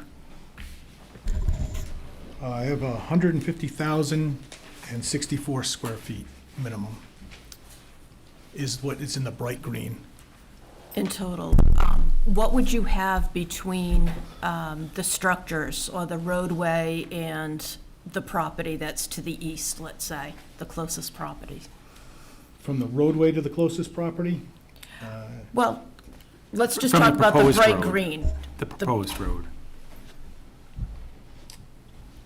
Are you asking what the strip I is? just want that- to, yeah, I want everyone to Let me do this. recognize Could how you- many feet. Oh, for the open space area? Yes, I have approximately No, the other. 40 feet. okay. Yeah. And that's to the east. Is it the same thing to the west? To the west is, just slightly less, 35, I think it says. about Yeah, I just 40, wanted- 40 feet to the west. Okay, thank you. And from the one structure that's east of the roadway, is there any reason why that couldn't be included to the west? That seems to be the closest to the roadway on the east side there. Yeah, the Algonquin gas transmission easement prevents me from relocating that to the west. And how close is that to the property to the east? The building itself is 29.4 feet. 29 feet, okay. Does the board have any question for the applicants before we open up the public hearing? I do. Please. I received this tonight when I walked in. I haven't had a chance to read it, Seth, but I just glanced at something here. It says, response, refer to revised list of waivers prepared by attorney Matthew Landry. I mean, do we have a document for that map? So I noticed that Tradesman did not include my revised waiver request. The only difference in there is we've specified the extent of the relief that we're requesting. For example, that's 0.06 feet from that setback with a single-family structure. 30 feet's required. So I've provided a revised list specifying the extent of the waiver request, really with respect to that setback and then the 75-foot no-cut buffer. So I do have a copy of that, and that was not included. That's not Seth's fault. He didn't have the revised copy. I do have that, and we will submit it to the board prior to the next hearing. Appreciate it. Of course. I'm not a speed reader. No, I understand. We wanted to go through and provide an itemized and detailed list of all the relief that's required. What we've actually done is we've taken it both by the R120 setbacks and the CD setbacks. The CD setbacks would apply, so a lot of the waivers that we're requesting were actually greatly reduced by the CD setbacks because they're different. So those are all clarified in the waiver request, and I'll submit those. Thank you. Rosemary, are you saying that there was a handout tonight? Yes, it was left on your, we had 3, Stu, I believe. Ed, what was it? I don't have anything. Principal Company, July 7th. 19 pages. Did you put something here? Because I didn't see. Does anybody have a Adam, spare? do you have any duplicates? Oh, yeah, I do. I think there are 3 of them. 3 handouts? Yeah, somebody's resume. Oh, thank you very much. Thank you. So, yes, so Madam Chairman, I'd like to make a few comments and ask a few questions. My first question concerns the number of the legal number of units in this project, because we already have a duplex built. And does that count? Because if that counts, then we're talking about a project with 14 units, if my math is correct. And if you have 14 units, you're going to need 4 low and moderate income rather than 3. Am I correct about that? So I can answer that. That was a question that came up at the last hearing. So Rhode Island Housing has issued a letter of eligibility based on this development requiring only 3 units of LMI housing. We've come across this issue before where there's a pre-existing development where you're adding additional units under the Act. They only calculate the LMI based on the proposed units that are coming in. Okay, thank you.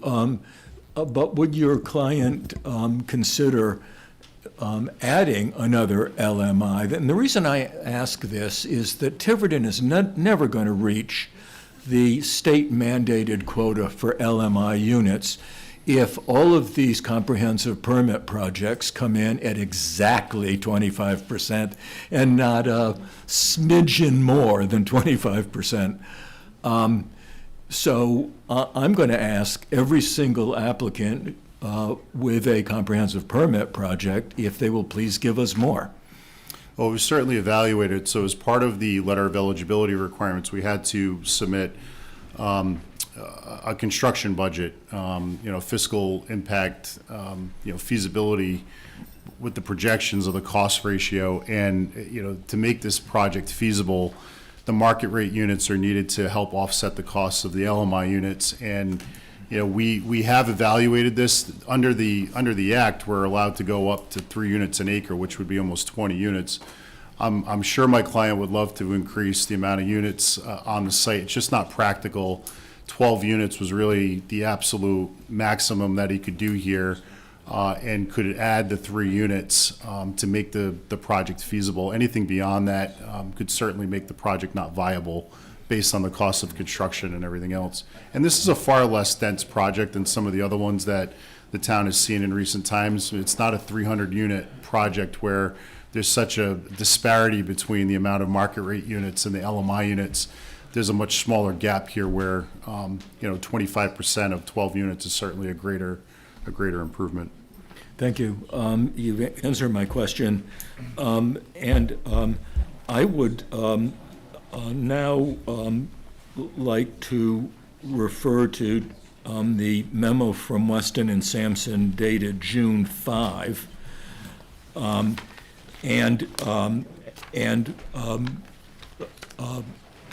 Advise that the applicant attempt to address all of the issues that were brought up in that Weston and Sampson memo of June 5,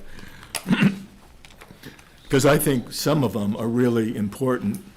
So now I understand that we're at an early stage in the process, and that many of these things can be submitted later. But I'm talking about a stormwater management O&M plan, comprehensive discussion of low-impact development measures that are going to be implemented on this property, a soil erosion sediment control plan for the construction period that will probably be part of the RIPD's permit. So all of those, I'll be keeping an eye on all of those things, and we'll want to see that. So that's just a little bit of friendly advice. I'd also like to give you another piece of friendly advice, which is please check out the Tiverton Code of Ordinances, Chapter 65, Soil Erosion and Sediment Control, and you'll see that we would like to have that fully implemented. Now, the most serious issue is, and Mr. Pearson references this in his June 5 memo, is that apart from the amount of open space, which apparently, and I'd like staff to make sure that this, in fact, adds up to 50% of suitable land. But apart from that, you're asking for a waiver from virtually every other requirement in our conservation development program. And the one that really concerns me is the waiver for triplexes or dwellings that have 3 units in them, because if you look at our comprehensive community plan, the most recent one, there's a map called Figure 4.1, and that map is entitled Soil Contaminants. It's in the Chapter 4 or Element 4, Natural and Cultural Resources, and it shows that if I'm reading the map correctly, and again, maybe staff can help us on this, to show exactly where these saturated soils are. There appear to be saturated soils on the property, and we have been advised by the NEMO program at URI in memos from the former head of the NEMO program, Dr. Lorraine Joubert, not to build on saturated soils because of the danger that the septic can leach into and bring contaminants into a well. And you depend on OWTS and well. You have no you have no piped water, you have no sewer. And I am concerned that if you put these triplexes in areas with saturated soils, we could be creating a real problem and ignoring a major environmental issue that has health and human safety implications to it. So I'm going to ask staff if they will work with R.I.G.L or with the NEMO program, or I know that there's a mapping expert at R.I.G.L that can help municipalities get more information on soils with serious development constraints, such as saturated soils, to see where these soils actually are and how the building footprint will affect this area, because this is a it's not called a waiver anymore. The comprehensive permit Adjustment. Requirement refers to it as an adjustment, not a waiver.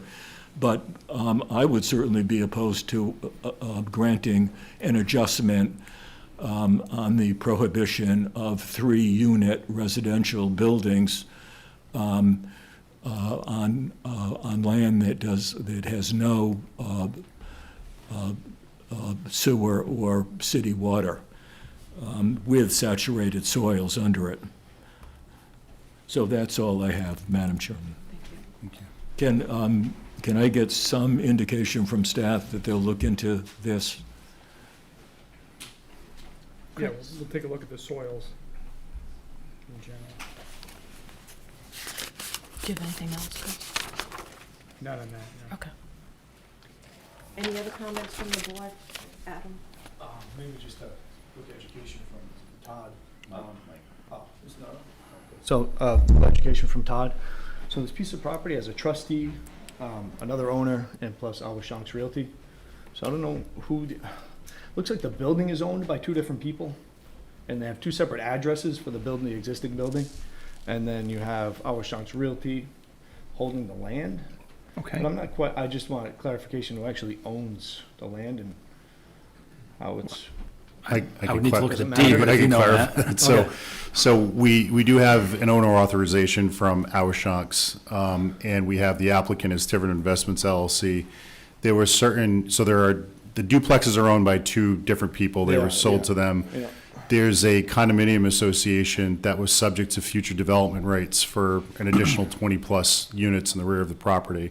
We also have the owner authorizations as part of this package from both of those duplex owners in this. So they've signed off on it. The condo association and R.I.G.L own the property, but it was subject to these future development rights that the declarant is now exercising as part of this. But all interested parties have provided owner authorizations as part of this. I know it is a little confusing. Yeah, thank you. Thank you. Good afternoon, evening. I'm looking at the Principian Company packet that we received at a minute before the meeting starts. There's 19 pages of answers that were questions asked on June 5th, and we're receiving it on July 7th, right before our meeting.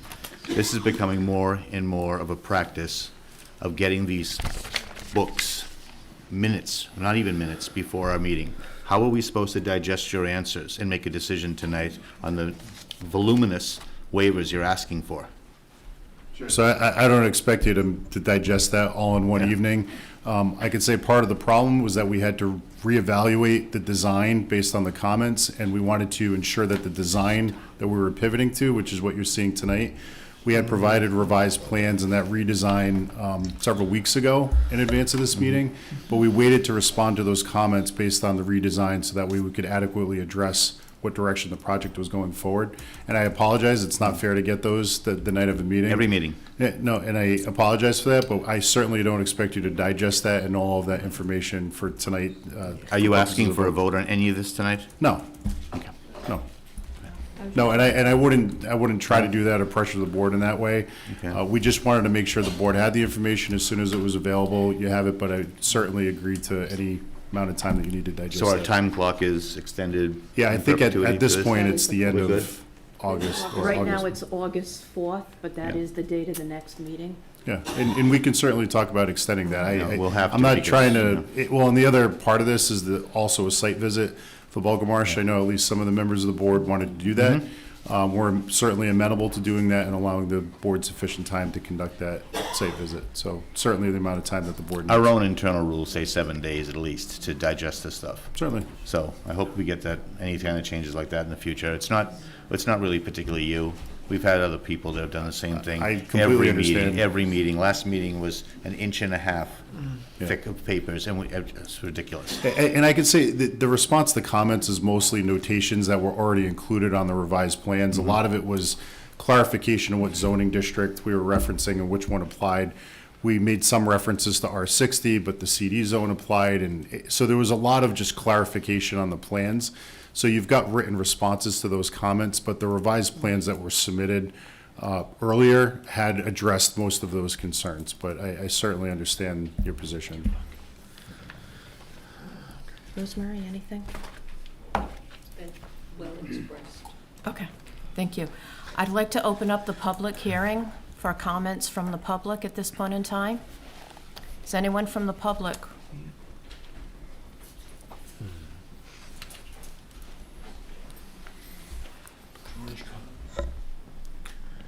George Cottrell. Just, Make it green. Yeah, it needs to turn green. There you There you go. go, thank you. Indian Hill Road, George Cottrell. I thought that was going to be town water run in. Now it's going to be wells. No, we are still proposing town water. Oh, town water. And what's the width of the green strips? 40 feet from each boundary? 45 from the, about 45 from the east boundary and approximately 40 from the west boundary. And also, there's a lot of ledge in there. And when they start banging or blasting the ledge, we've had issues with that before, cracking our foundation, well problems. And I was wondering, who do we go to if something like that happens again? I mean, I think if there's any, I mean, I don't anticipate blastings needed, but if there's ledge or issues like that arise, imagine that's through either the state or through the building official's office, when and if this project ultimately gets approved. And I'm sure the board can impose reasonable conditions with respect to ledge and blasting and things like that if it's necessary. And also, that last triplex, how far off the boundary is that edge to the east? My plans are showing 51.1 feet. 51.1. All right, thank you very much. Next member of the public?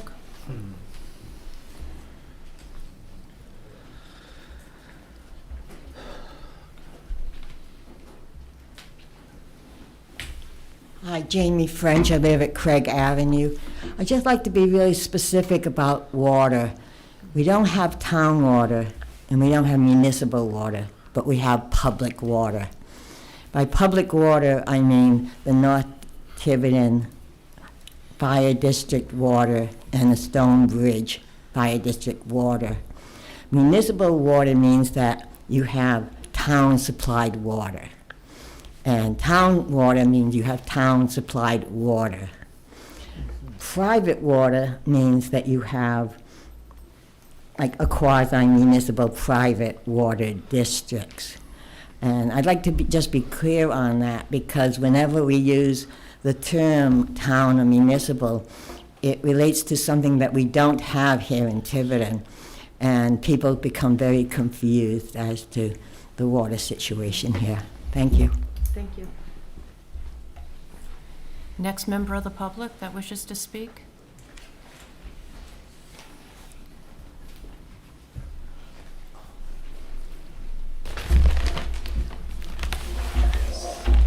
Susan Anderson, Main Road, but I'm speaking on behalf, I'm a trustee, an officer of the Blissful Cornerstone Gate Church as an abutter. to this property. On the east side, on the west side, sorry, Indian Hills on the east. You are to our east, so yeah, we're to the west of you. My concern is this setback, the rear yard setback is going from an 80-foot criteria for the R120 to a 30-foot criteria. That's minimum. That's just, and that, you're looking at open space. Right now, there's no trees in that open space. So our stone wall for our property goes all along that that western side, and that's going to be all lawn, which means that the people, whoever's in those buildings, can easily go across the yard, the lawn, hop the wall, and into our woods and do whatever they want in our woods. And as I've said before in these meetings, we have had multiple problems with the flea market people, with whoever comes in. We've had people that don't even know that set up camps in our woods by our meditation garden in the back. And it's like, I'm very concerned that there's no trees or anything on that western boundary to prevent those people from coming into our property. Maybe they can put up a fence that people cannot go over, because we had to put up a fence with the flea market because they were dumping trash on our property. Unfortunately, one of our members who was going to leave us money in his will, he said, "You need it now," because they were dumping toilets and sinks and rugs and TVs and everything. So we finally put up a fence for the flea market. So I'm concerned about that buffer. I'm concerned about coming from 75 feet for 80 feet, it says, minimum, to 30 feet. That's a 50-foot difference. I'm concerned about that. I'm also concerned about the gas line. Before you do any more on this, have you gotten a letter from the gas company saying that you can go over all this land using heavy equipment, go over their gas line with heavy equipment and all this construction and doing all these things? Have you gotten a letter from them saying that this can be done? At this early stage of master plan, no, we have not gotten that letter. That'll be forthcoming. Don't you think it would be better to get it done now before you spend any more money on this? I don't believe so, in my opinion. I'm an engineer, and I would like to know that my money, that my time is not going to be wasted by somebody saying no. That's just my opinion as an engineer. So that's my other concern, is the gas line. And these buildings, are they going to have basements?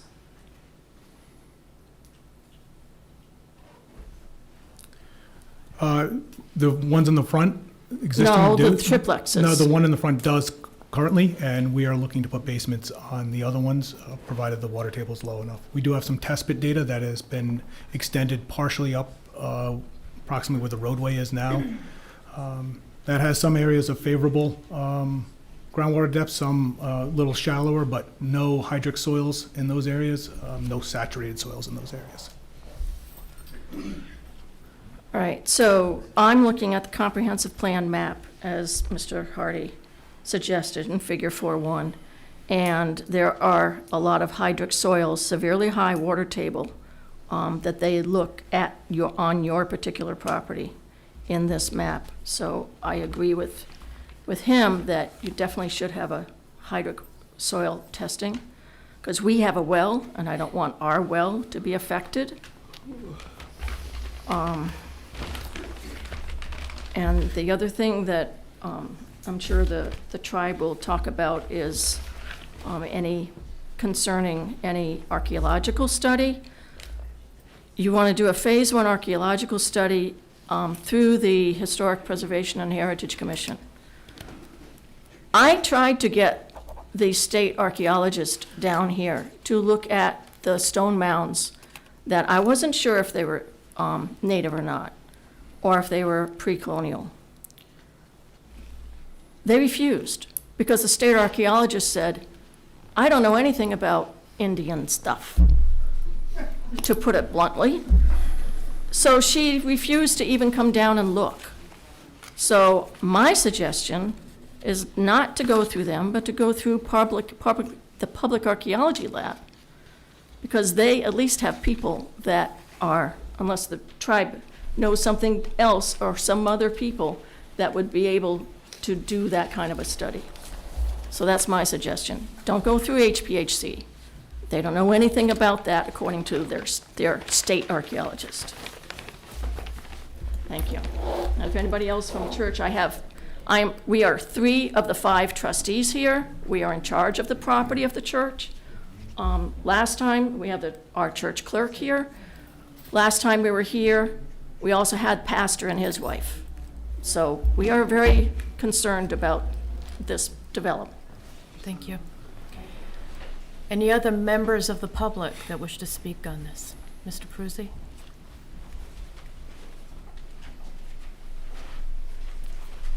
Joe Peruzzi, 264 Captain Circle. Watersheds. Is property in any of the watersheds? I'm looking at Saudi Pond watershed or Stony Brook watershed. Is it in any of those watersheds? No, this property is not.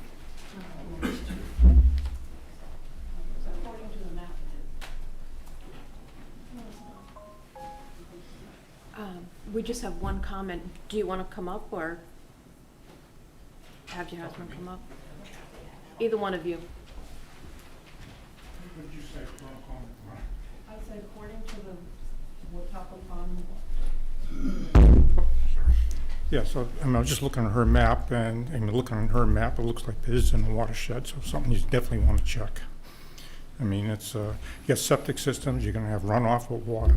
You got trees you're getting rid of, and it's only so much water, so. Yeah. We can make a notation of that. Thank you. Are you saying it's part of the Massachusetts watershed? Watapa? Yeah, Yeah. Yes. that is the Thank one. you. Do you know Next. what, do you know what they're referring to? Thank you, please.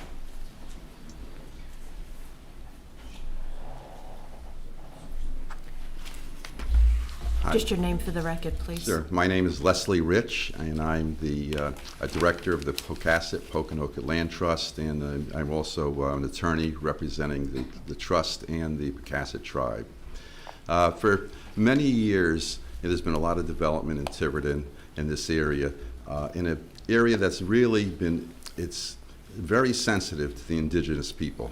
The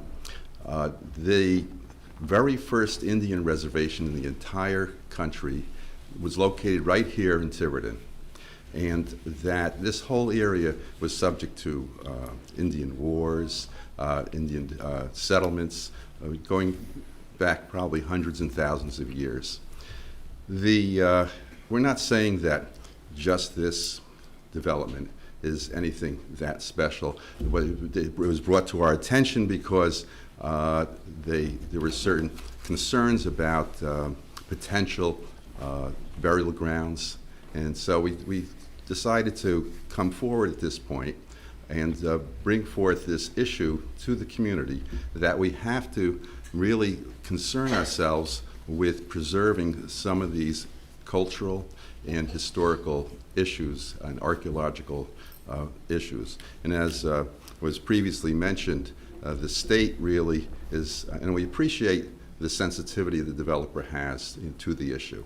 However, it really needs to be done up front. You can't approve a project and then later on say, oh, well, this one particular site, needs to be changed. It really needs to be determined, is this a culturally sensitive location that should be, we should have concern with before you approve any of any major project.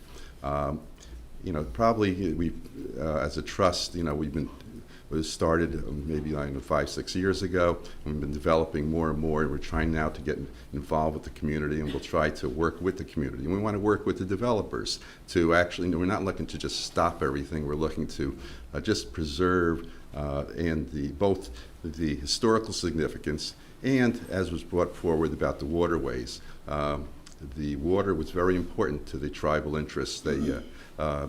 They had Sucker Brook is a very sensitive. The tribe recently purchased about 70 acres right on the border, and it will be developing things that, and the land actually goes on both sides of Route 24, including by Sucker Brook.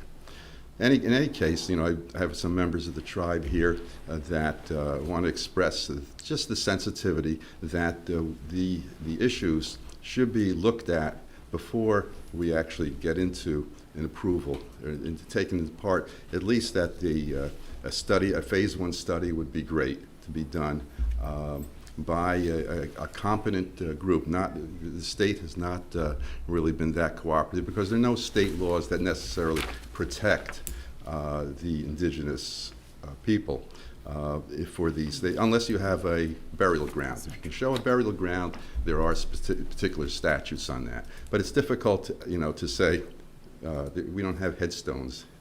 The natives didn't have that. They had rock piles. They had, and at this point, a lot of it's been destroyed. So, we'd like this study to be done before you will give any type of approval,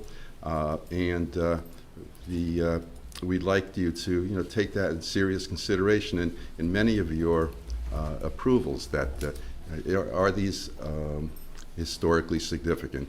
The lands that we purchased right on the border with Massachusetts was the site of the original reservation back in the 1600s, and this is important to us. There was a major battle during the King Philip War that was fought right there in that area.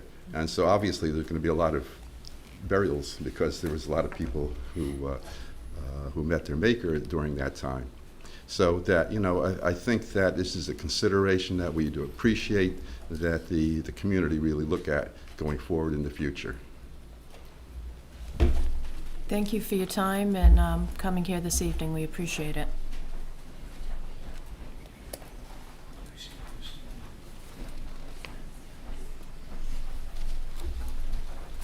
Good evening, ladies and gentlemen of the Planning Board. My name is Darrell Black Eagle Jameson. I'm the Vice Chairman of the Pecasset Wampanoag Tribe. I'm also the Environmental Committee Chair on all the properties and lands that we have in our reservation in Massachusetts. And I have to agree with Mr. Rich. This land is very, very culturally significant to us here. A lot of my family members, I am a direct descendant of Massasoit, have lived and died here. The lands that we have over there, we are working on them culturally to make it a nice place for tribal people to go and members of the public. We definitely do not want to have the state get involved with this. I'm sorry. I am very familiar with the state. I worked for the state for 30 years. They do not have They don't have the technology, and they don't have the people that understand what we're doing here. And I would really like you to take in consideration to think about that before you approve this. We need to do it like before it gets to the approval point, because once it's approved, what are we going to do to stop it? Even a site walk to go see it. I mean, we know what our sites look like. They're very, very different from colonial sites. You might see small rocks sticking up out of the ground. You might see stone piles. It's very different. And I would really like to have that checked out before we issue any kind of permit to build on that property. Thank you for your time. Thank you. When the site walk is scheduled, it is open to members of the public, if anyone would like to join the group when we do the site walk.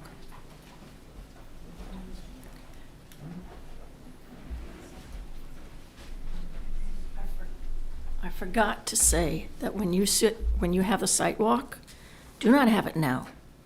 Have it after the overgrowth has died down, Because right now, you're not going to be able to see anything. You're not going to even be in there because it's all briars, it's all overgrown. I mean, when we tried to find the Abraham Lincoln Cemetery, which was on the other side of Indian Hill, we chose when everything was down because we could never have found it otherwise. So do not make your site walk until all the overgrowth is down.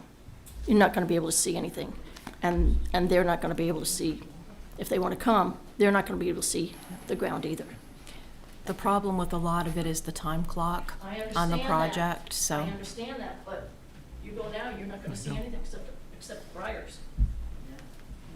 Thank you. Any other members of the public that wish to speak on this? Yeah, and ticks. Hello, my name is Rob Shaw from Captain Circle. I was just wondering if there's anything in the future that could prevent this development from eventually becoming just apartment complexes with a high turnover rate. And will these things be rented out in the future and not be being sold as condominiums and people just buy them? Or will this eventually just be a huge apartment complex that's going to be rented out and have a massive high turnover rate? This is a member of or it's an existing condominium association that are owned by the unit owners.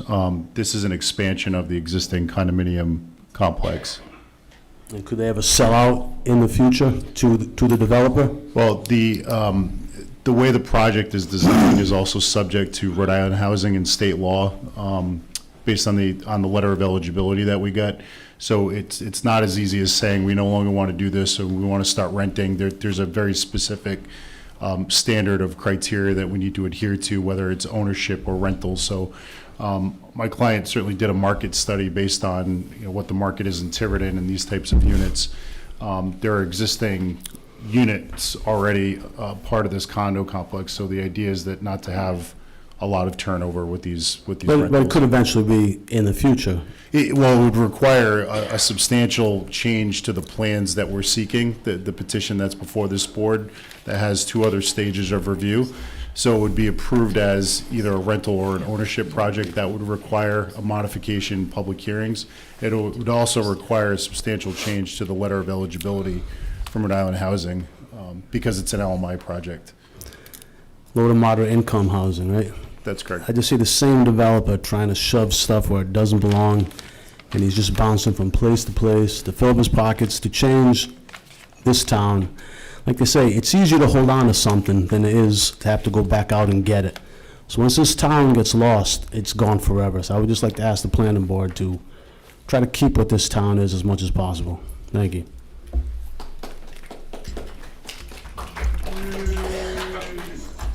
Mr. Landry, just curiosity, Yes. is there a term on this, on the LMIs, I mean, on the contract that you do with the state? I'm sorry, I didn't hear Is the there a first part. term, a time limit? How long with the state, when you get your letter of eligibility? No, When you what's, do the LMI, is it a 30-year commitment? Is there there's a any minimum. commitment? Yeah, Right. by state law, it's a minimum of 30. When you get a letter of eligibility, that gets submitted with the comp permit application. Right. So the only way we can modify is to go back and get a modified letter of eligibility for a different proposal or ratio. But the state requires 30 years. Thank you. And there'll be obviously deed restrictions and legal documents that come along with it. So those units will always be dedicated for LMI housing. There'll be a monitoring agent that's responsible for income qualifying the applicants and reviewing those. But there will be a restrictive covenant that's recorded in the land evidence records that don't ever allow these to be market rate units, the 3 that are LMI. Thank you. I just want to clarify a little bit on the study that was requested and who is going to be doing the study, to see if we can get some agreement on that tonight. Mr. Rich, you had referred to, I believe, evaluating the application. You had mentioned this. It's number 6 in your letter. and you referred to review by the Rhode Island Historical Preservation and Heritage Commission and the appropriate tribal historic preservation authority, and to condition any approval upon the performance of a professional archaeology assessment of the subject parcels with tribal monitoring, and upon appropriate protective measures for any burial or ceremonial features identified. Is that the same as you're requesting tonight, or are you requesting something different than this? No, I think that with Susan, Come on up, sir. No, we If want to you hear could from just- you. Yeah, if you can come up on the mic, it would be appreciated. Certainly. Yes, it basically is what I mentioned in here. There's a lot of different forms that these studies can take.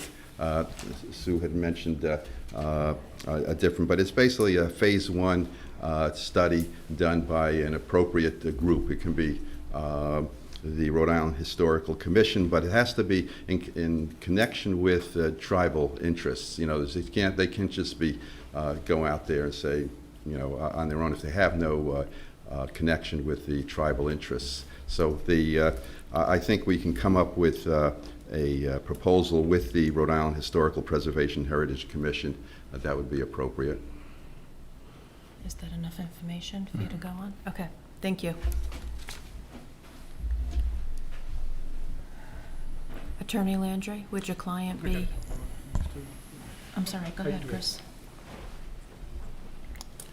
I know I spoke to the developer, and he expressed their willingness to meet with some of the direct abutters, and I know they've already made a lot of modifications in response to some of the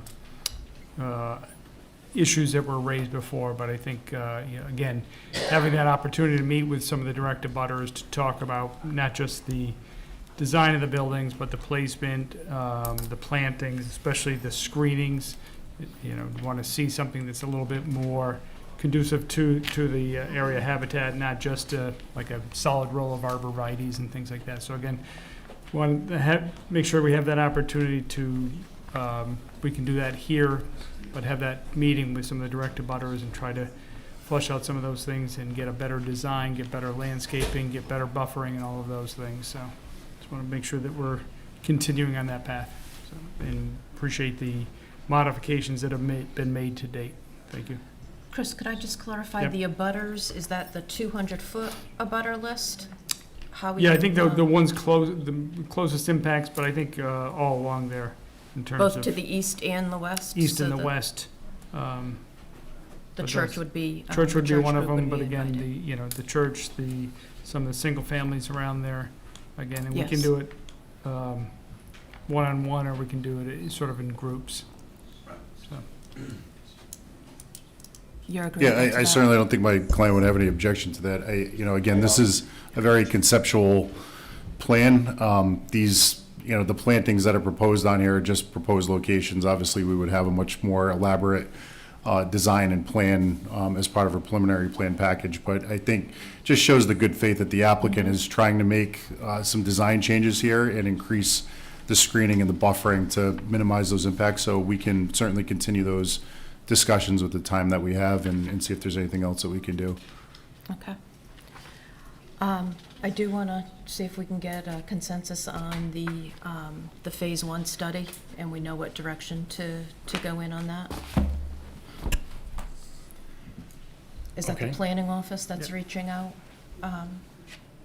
Yeah, to I think Attorney we've- Landry? Yeah, I think we'll reach out to him, but I think, you know, in the past, I think in the industrial park, we've utilized the public archaeological laboratory, the PAL, in Okay. doing some of those studies. I think they have Susan? pretty good experience in that, and if that is, I think that was a recommendation by Sanderson as well. Yeah, I'm kind of going back to the open space. I'm asking a question of the board because I'm trying to remember with all my meetings that I'm having with you guys with the conservation, what do you call it? Conservation? Development. Yeah. Right. I was under the impression that the conservation development part of one of these comprehensive permit projects was supposed to be developable land, but nice developable land that was part of the conservation part. The whole part of this parcel that they're claiming is conservation, the conservation part, it's not developable. Stu had mentioned that earlier, and he had asked Chris to confirm that. Because if So you the look at, if you look at the percentage- whole thing, I mean, where they have this jagged line, not the green part, but the jagged part that goes into it, that's wetlands, I believe, right? Can you show that clearly? The bigger, yeah, there you go. Do you have the calculations somewhere, Seth, as to the suitable land versus I do. developed? They're on the plans in 2 different locations, on the cover sheet for one and then on sheet 4. What's the total suitable land, please? Because these jagged things that go in, that kind of looks like the state of Florida or a Tyrannosaurus Rex paw print, those are that's wetlands, correct? Yes. Total land area, 9.08 acres between the 2 lots. Total existing suitable land area, 6.89 acres. It removes those wetland areas, the jagged area that you're referring to on the upper left, and then there's a area which, difficult to see, but the right north of the proposed road at Bulga Marsh, there's a small wetland complex there as well, and that's removed from the calculation. So, thinking back to the comp plan, where we had a sort of a similar type of thing back in the day, back in 2018, I was under the impression that the conservation part of it was for this development because you had a nice part where the people could go and have open space and trails and everything. There's no way that they could get to the very north end of that part, that bigger portion of the dark, of the light green, beyond the Tyrannosaurus Rex paw print, because it's going right straight through the middle of it. So, am I wrong that the conservation part of it should have all, it should be accessible by the There's not a residents requirement of that it be that? accessible, just that it be preserved for open space. Yeah, but to me, it's not that well. I wouldn't want to live there and not be able to walk there. And that's Sure. not that much of a, to me, that open space, that's my back lawn, or my front lawn, depending upon where you're living there. Well, I think, Just doesn't- I that think the doesn't- overall philosophy in the conservation development is to make as much contiguous open space as possible, but it doesn't mean that every single bit is always going to be accessible or is always going to be contiguous. So in this particular case, the majority of the open space is contiguous and is connected, but there is a section there that is not. I think but I don't think that's a hard and fast requirement of conservation development. Cheryl, may I make a comment, as long as this conservation development has come up again? This board did have a training session several years ago with an expert in conservation development, and he emphasized, he and his assistant emphasized the importance, as Chris said, of not only contiguous, but of massing together as much open space as possible, because you need that for habitat. You need that for not only habitat, but also for of animals, but also for plants. And I'm a little concerned by the 2 long sticks that go east and west on either side of the road, but just because the land is, because the borders around the land are such that it's kind of hard to bring that open space together.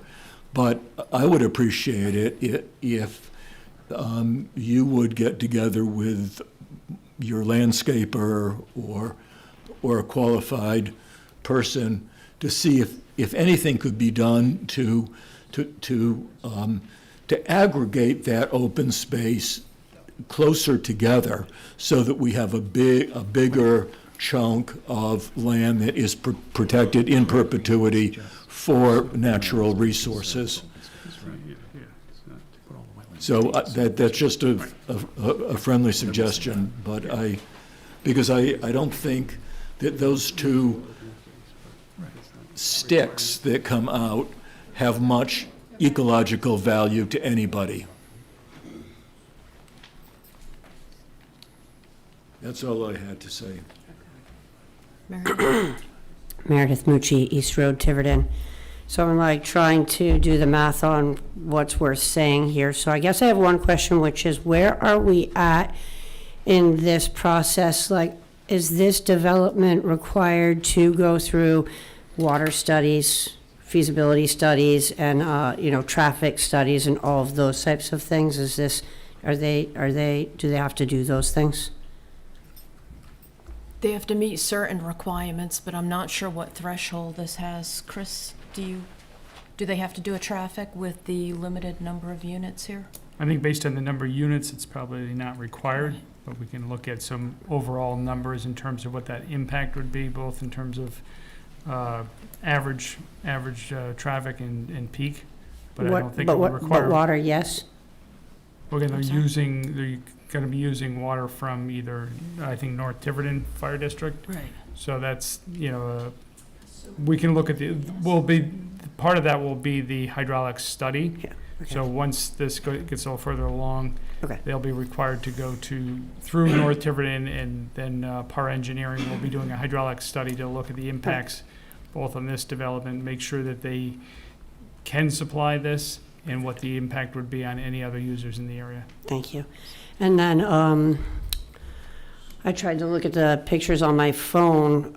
Is it possible, I couldn't tell, but it doesn't look like there's sidewalks from this property up into the, but we have our own nickname for it, but the Four Corners there. Is there, but all the way up into that intersection, will there be sidewalks that connect this road to the commerce area? I don't think there are they? Okay, well, I mostly I'm hoping that developments like this don't end up happening because it's not fair to our town that it's even an option. But that aside, I would love sidewalks if it were available. And then I'm wondering if it's feasible strategically for our town if we, sort of like the way we have conservation, and I don't even know how much they have to honor our conservation laws or rules, but if we were to unify with the indigenous tribal folks and create our own internal, I'm going to call it legislation, but where if we have bylaws that protect those lands and work with them, that maybe these comprehensive permits, kind of like we can shut them down if we can't support the water, but if we can determine that these areas are tribal and important to the tribal people, that we can shut them down, like as a town, kind of the way we work with conservation. I don't know if I'm saying it correctly, if you can kind of follow my gist, but it would be interesting if there was a way for us to leverage that, to protect these lands from the state, from telling us what we're going to do with them. That is an interesting approach. Thank you. Conceptually. Thank you. We'll ask our attorney for advisement on that. Thank you. Okay, we're all set with public comment on this project. Any other questions from the board? Any other questions from our planning office? One more about the water lines. So is the whole thing going to be fed by public water? Because it looks like the water in the plan just feeds the first, I'm sorry, it doesn't look like it feeds the last 6 units? Is that like multiple? No, this is just concept only. It was really just terminated at a fire hydrant, a proposed fire hydrant, but it would be, provided water can supply, it would supply all the units. See what the board wants to do, what they want the applicant to provide. Okay, so we need to put together, next steps. So what do we want the developer to do? What do we want to expect at this stage? So I know I'm concerned. Mr. Rich, I want to get the study correct and done by the right people so that everyone is satisfied. Mr. Rich's group, but also, the residents that have expressed concern in that area. So Attorney Landry, you are open to the Phase 1 study? Well, By the appropriate group? I wouldn't say a Phase 1 at this stage. Again, Phase 1s can cost tens of thousands of dollars, and there's no actual evidence on site that we're aware of. It's very speculative at this point, and again, I'm very respectful to the concerns, and I think they need to be investigated, but the level of investigation that's required, particularly at a concept phase before the project's even approved, would be an exorbitant cost to absorb at this stage of review. I think what we can agree to, it sounds like the HBHC and the Public Archaeological Office will get that information, figure out if there's a way to do a preliminary assessment on the site as part of a condition of approval, if it's the board's pleasure, or with the preliminary plan submission again, if the project were to be approved. So that way, at some point, particularly during the more intensive engineering phase and design phase, we can investigate that. And again, I think it should be limited to the points of disturbance on the site. We're proposing to merge that rear lot, Lot 113, that's completely undisturbed. It's wetlands and open space. I don't think any type of study is really necessary on that. It's not being disturbed. So if we limit the study to some sort of cursory assessment of the site by the proper professionals, and if and when they deem that a Phase 1 is necessary, then we proceed to that. I just don't want to get in the habit of spending $50,000, $60,000. It's like a Phase 1 environmental impact study when there's no evidence of environmental disturbance. We've got to be very careful of setting that precedent, and I say that respectfully. I think it's something that we need to look at, but the level of review that I think is required at this stage, it may be a bit premature, but it's something I think we can certainly agree to work with the tribal community, work with the appropriate archaeological professionals, and find some assessment or report that we can provide that gives everybody a level of comfort that this is not a sensitive site. Okay. How does the board feel about that? Am I mistaken? Wasn't there a farm there one time? Did they raise livestock there? Am I wrong? There was a pig farm back there, or where the existing house is now, maybe? I don't know if that was on the lot. How long, can we ask him I think how it was long on he that zoned lot. it? How long is I Mr. mean, just, Nell we're on done the just talking about property? whether it was Hold on. disturbed or not, but I think I think the existing duplex was 2019. Mark, do you want to?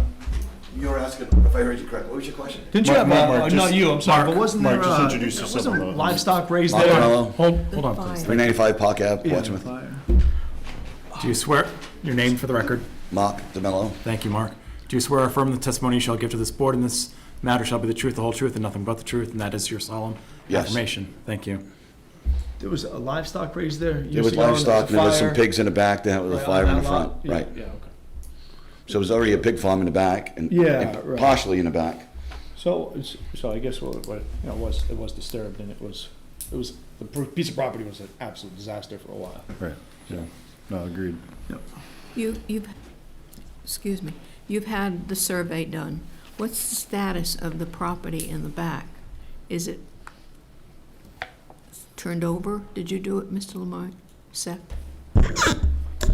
No, we, on the rear property, we did what we call a Class 4 survey, so it's more of a desktop review of documents and so forth. So we didn't GIS. actually go and physically survey the rear lot. We did survey the front lot, though. I hate to admit this, but I was on a committee a long time ago, and I did some, I was on a street committee, and I did some walking through there and talked to a lot of the neighbors who have since passed, and there was talk of Indian, remains there. Where, Rosemary? Like all the way in the back, or where the area of disturbance is? The topography and down in that whole general area, it goes quite a distance. And there was Algo McClock, who, the next road that went in the town, the planning board held a road surety for many years, and he died. And so I believe there are Relics.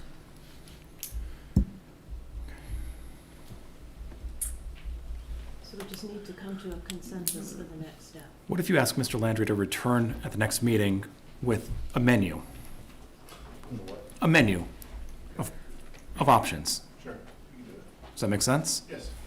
Yeah, I think we're all in agreement that we need to investigate this, but it's the level of investigation that is required. There's no physical evidence that we're aware of or any confirmation of any of this on this site, and I'm sure the whole town could probably be subject to that same type of review based on where we are and what the history is. So I do think that we can agree on some type of assessment plan at this stage or the next stage in looking into this and agreeing as we move forward. And, you know, under state law, if something's uncovered, we've got to stop. And that's happened in projects that I'm involved in.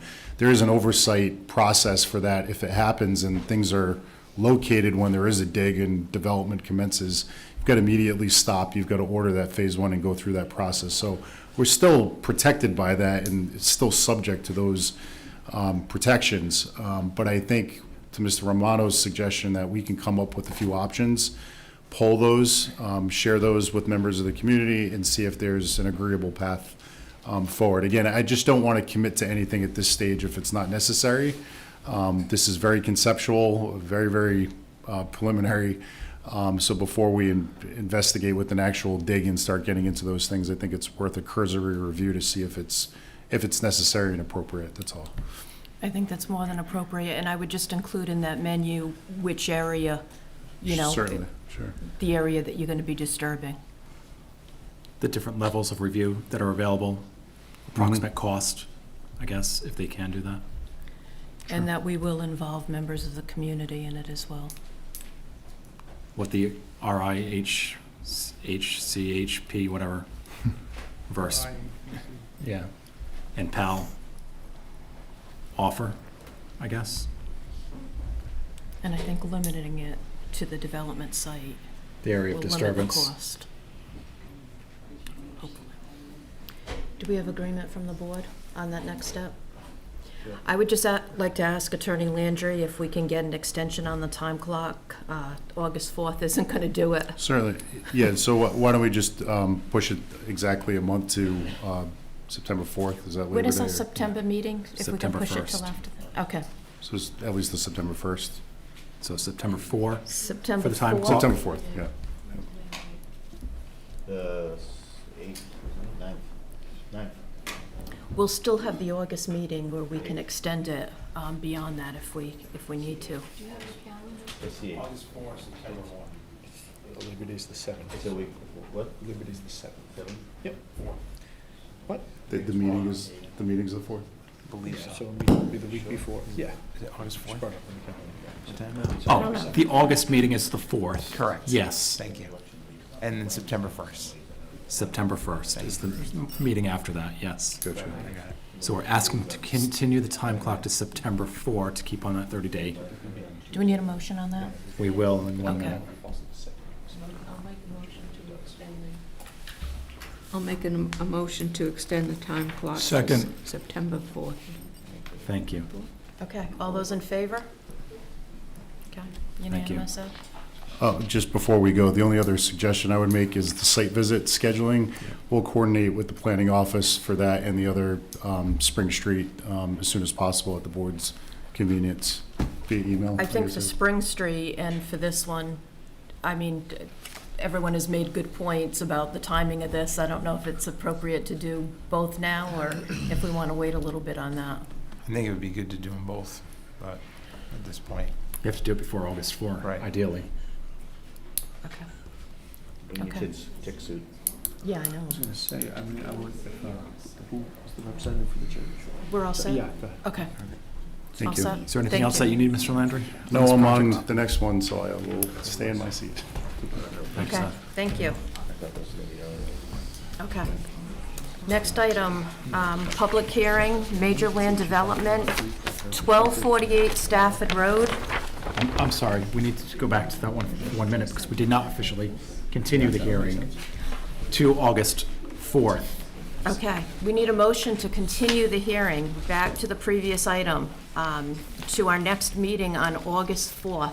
So Can I moved. have a motion? Second. All those in favor? Thank you. Thank you for catching that. Okay. Try and keep this moving.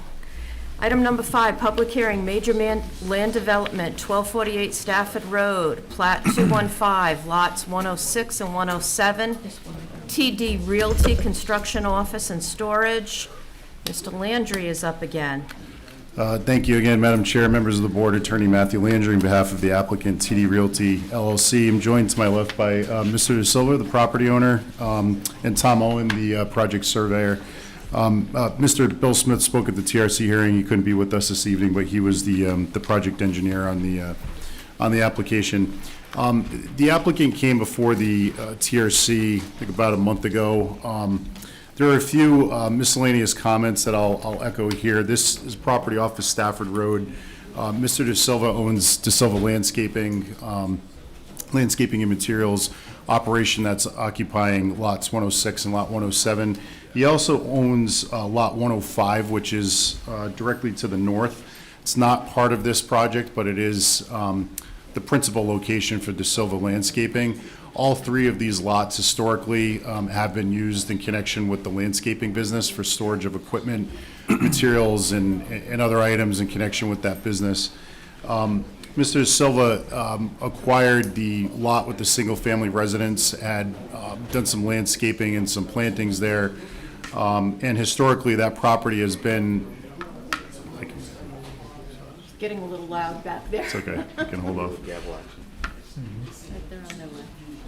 Sorry about that. No, that's okay. So the single-family house lot 107, has traditionally been sort of a mixed-use property where there's storage for equipment and materials, and it stems over to lot 106. So this really has been a comprehensive site used in connection with that business. And the proposal here is to construct an 8,500 square foot building to house all the equipment and materials. It's going to clean up the site to some extent where now you're not going to see any of this equipment outside in a partially unpaved, reclaimed asphalt parking lot. All the equipment and materials would be located inside the building. That certainly would clean up the property a bit, particularly with respect to the single-family residence that my client occupies. In order to accomplish this, we're proposing a merger of those 2 lots, lots 106 and 107. That was probably the main point of discussion during the TRC, the need to combine those 2 lots. One in form and function, they're really merged by use, this collective use for the landscaping business, as it has been historically. To locate a building of this size, for the truck turnaround radius that my client needs, for the parking that's being proposed, for the highest and best use of this building, it makes more sense to merge the 2 lots and locate it in an area that has always historically been used in connection with the business. It also eliminates any of the setback relief that would be needing and the zoning relief that ultimately would be needed in connection with this building. I'm not sure he could have a building of this size or anything that would be adequate for his purposes if the lots weren't merged and he could locate it in this section. So really, the only proposal before you is an administrative subdivision that will come if this project were to get approved. There's a dotted line that runs through the building. The location of the building complies with all the waivers and setbacks. Would not require any waivers from the setbacks. A new OWTS would be installed that would service the existing single family and the structure. So it would be subject to DEM approval at a later stage as well. This project came in, Mr. Smith had applied, had submitted this application before my involvement, had asked for a combined master plan, preliminary plan approval, given the status and the benign nature of the request and the lack of any relief that's needed. So that's it. Mr. De Silva can speak a little bit more for his business needs. Mr. Owens is here. He did the survey of the property. But in essence, it's to facilitate the highest and best use in connection with the landscaping business, to locate all the equipment in the building, clean up the site a bit, and combine the 2 lots to provide better circulation and access for all the landscaping, equipment and materials. Did you want to add anything to that? Definitely agree with that. I just wanted to ask you, you're not going to be leasing out the space or renting it out, it's for you? It's literally just to put our expensive equipment indoors and out of the sun, out of the weather. Mr. DeSilva, So, do you swear or affirm that the testimony you shall give to this board in this matter shall be the truth, Yes. whole truth, and nothing but the truth? yes. Thank you, sir. So all your equipment will basically go in there? I would say 90% of all the loose trucks and trailers and machines in the yard would be inside the building. Okay. Yeah. Thank you. So Do you what have you're anything to seeing add? on the plan right here is the brown on the left is really the residential structure along with some of the landscaping. I think that they're proposing as a bit of a buffer. And then next to it, it's the same plan, but you're seeing the commercial section with a bit of a landscape buffer as well. And the landscape's actually already in place. You can't see it in the street view that you pulled up, but all those trees are planted already and existing. Yeah. They're all Can you go back? He Can you go back to the one we were just looking at? What we just changed? They're all like 8 to Thank you. 10 foot arborvitae. Sorry. Oh my God. Yeah. Yeah, right there.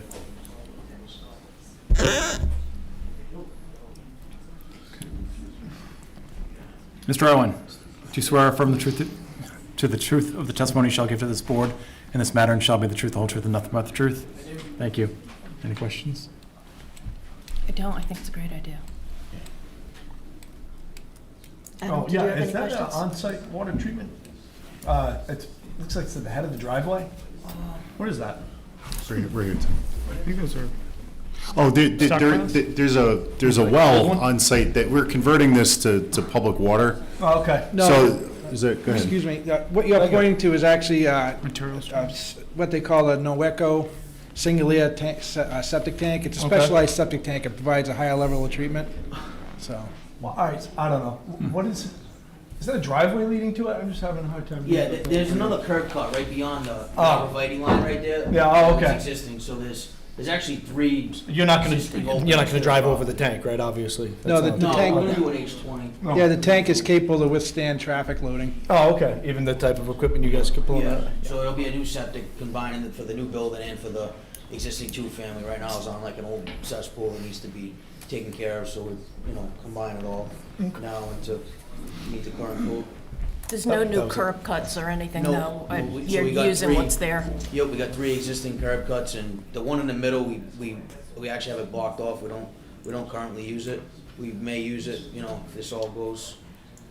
Well, yeah, there's 3 existing curb cuts. We're not changing any of that footprint. Like I said, the landscape is actually existing. That's all plants. They're in place now, so it's not like proposed. It's there. Okay. Questions from the board? Chris, Ed? I think we probably just want to see some improvements on the curb cuts themselves, at least those entrances, just because right now they're pretty wide open.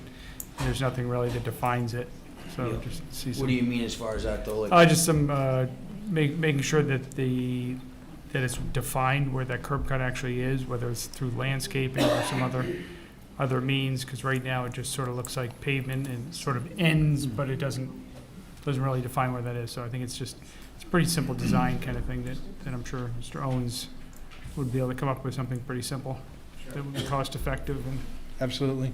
help direct you guys in and out of the site. Okay. You all set, Chris, before Yeah, Stu and I think goes? that was the concept you guys provided, Keep that the up. building overall. Yes, I'd like to point out that this area, Bliss Four Corners, is now zoned pedestrian-friendly destination district. And the whole concept there is an area that's a mixture of businesses, of professional offices, of retail, of homes, of churches, and for example, Dollar General, Barcelo's restaurant is right next door. Barcelo's a very, very attractive, very nice restaurant. We have architectural design standards in the pedestrian-friendly district, and what you're looking at does not meet those standards. What you're looking at on the screen does not meet those standards. This is a very large building. It's right next to Barcelo's restaurant. I don't think they've. There's some residences, there's a church nearby. This board, long before we had architectural design standards, this board worked with both Dollar General and the Sip and Dip shop right at the Four Corners to improve the design of their buildings. And we had Melissa Hutchison, an architect, who worked with Dollar General so that we got something better than the typical Dollar General in terms of design. And Frank DeMauro, another architect, was on our board some years ago and worked hand in glove with the owner of the Sip and Dip to improve the appearance of that building and make it fit into a very attractive mixed-use area. And this building will not further the goals of the pedestrian-friendly destination district. When a similar building was built on Main Road,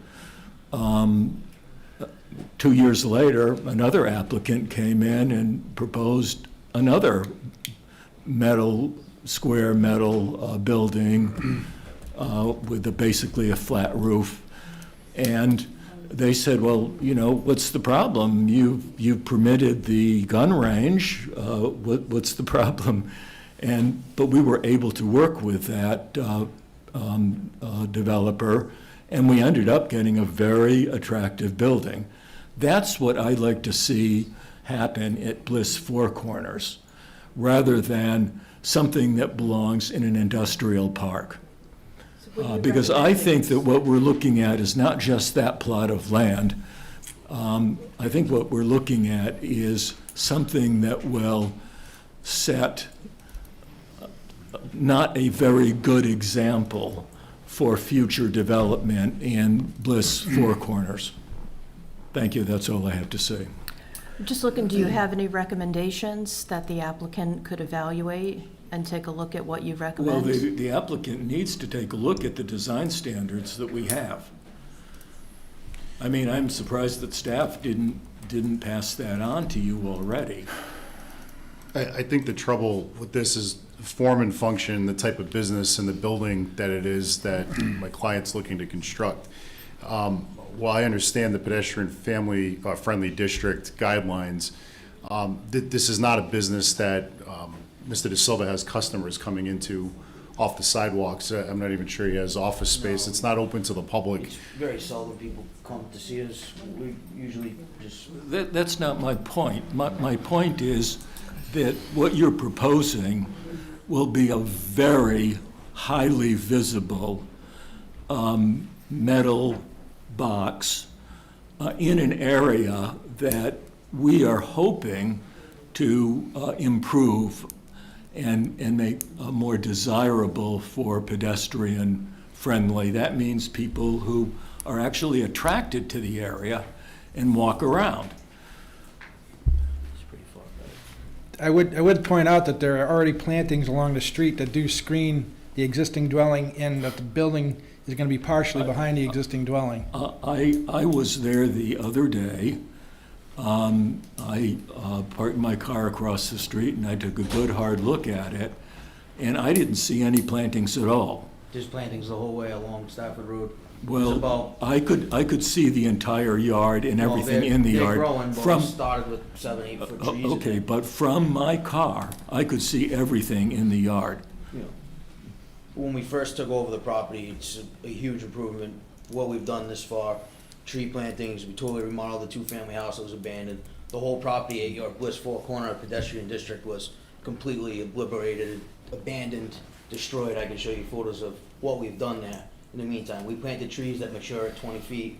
You're not even gonna notice this building in the grand. It's a big building, I'm not gonna downplay it, but when it's up and it's up, you know, the trees are grown, I mean, it's set back, it's not right along the road. Dollar General is 10 feet from the sidewalk, 20 feet from the sidewalk. This is 100 feet away. You know, it's not gonna be, you know. It's also contributing to cleaning up the site by locating all the stuff that's outside that you see, by locating it into a building, which, you know, would provide a significant improvement to the visual landscape at least. You know, another option we had considered was, you guys ever see those ocean containers you stack up and put roofs on? Building code wise, you know, I don't know how permits work with that stuff, but there's another option, not very pretty. This is probably an $800,000 investment. That's I don't think $80,000 that would be permitted in a pedestrian-friendly destination district. Ocean containers are all over people's properties and not being enforced, so, you know. Well, that's You it. could put a roof over it and it would serve the same purpose we need, and it wouldn't. I mean, you wouldn't be opposed to some type of a facade over that steel, other than corrugated steel? I mean, keep the same building design? Yeah, I Would mean, you we be could- totally we could opposed to throw that? a- Something no. that kept your costs We could where they're throw- at? We could throw a different roof angle on it and, you know, throw a clock up there or something, you know. You know, maybe go up halfway with some type of Sure. composite stone or some board and batten And the steel or height- something like that, look a little nicer. Yeah, we could dress it up, and the height isn't Nicer out looking of, overhead doors. the height, again, Yeah. isn't out of like a greed thing, like, we're not going for height because of tenants or space. We're going for height because big trucks, we need 14-foot doors to get in. So it's not. So you're not opposed to? No. Yeah, you could spruce that up and not have. No. that. You're not opposed to just the front No. facing the street being and half even- decent looking, right? Absolutely, and even like the All cinder right. block we're proposing in that is to actually bring like a stone veneer. Yeah, right. Halfway up the building, like, we're. You seem like you like your property to look We're nice. trying Yeah. to, you know, make it look good. We're not trying to get away with some rinky-dink steel building from the south, like, you know, we, You only have one side facing the street too. exactly. Yeah. Everything else is hidden Yeah. on that side. It's more setback. Fences, and I've seen the place get fences and trees Yeah. up and around. We're Well, trying to grow it in, and we put some bin blocks along Stafford Road. That kind of broke it up. I mean, the place was really wide open. We're trying to, you know, kind of get some canvas going. So the first step is to get a hold of the design standards that will give you all kinds of ideas about what you can do. I'm not opposed to the idea of, you know, doing something on the frontage of the building that is the most visible, and I mean it's going to be really visible in a growing part of town where we have a lot of nice things going on. We have a very nice library. We have a very nice bank where the old general store used to be. We have an artist's community. We have a playground for kids. That whole area is going to be developed, is going to grow, and we want to see it grow in the right way, in an attractive way, in a way that people want to come into Barcelo's restaurant. They want to come into Muddy Moose because it's a nice, attractive, walkable area. But cleaning up the most visible facade, visible from the road, from the sidewalks, that I think can be done economically. But the place to start is to take a look at the design standards. And those design standards are in our subdivision regulations. So. I don't think anyone's opposed to this at all. It's a matter No, of we're just. not. Yeah. I mean, could we get some type of approval subject to, you know, the design meeting, the criteria? You have to come, it's really up to you to come back to us and show us what you're prepared to do. And maybe you could work with staff and they can help. I wish we had an architect on our board. Well, I mean, he's got to do some work and come back, and then we'll see what he's got when he comes back, but I think we could approve it from here. Yeah. Where we're at right now. Landscaping. Gotta come back again anyway. Landscaping could also be part of the equation, but, you know, I'd like to, again, there's landscaping and there's landscaping, and we need something that's going to be fit in. So I think there is a solution to the problem, but Okay. this, I would never support anything like that, and I don't think the people who live there would like that. So it sounds like my client's amenable to figuring out a way to soften the aesthetics and the impacts of the building and coming up with, some type of, architectural rendering or, something that shows stone veneer or, something to that effect. I don't think that's any problem. Yeah, no, it's. I understand this is just a very basic rendition. I wouldn't expect him to build something like that. I think we'll see something better when he comes back. Okay, so we can put something together. Okay, so motion to continue to the next meeting? I think people want to speak. Okay. Oh, is this a public hearing? You got a time clock. It is, it's We a have public time clock hearing. issues, yeah. No, we have September 10th. September 10th. Since this is a public hearing, anyone from the public who wishes to speak on this, please?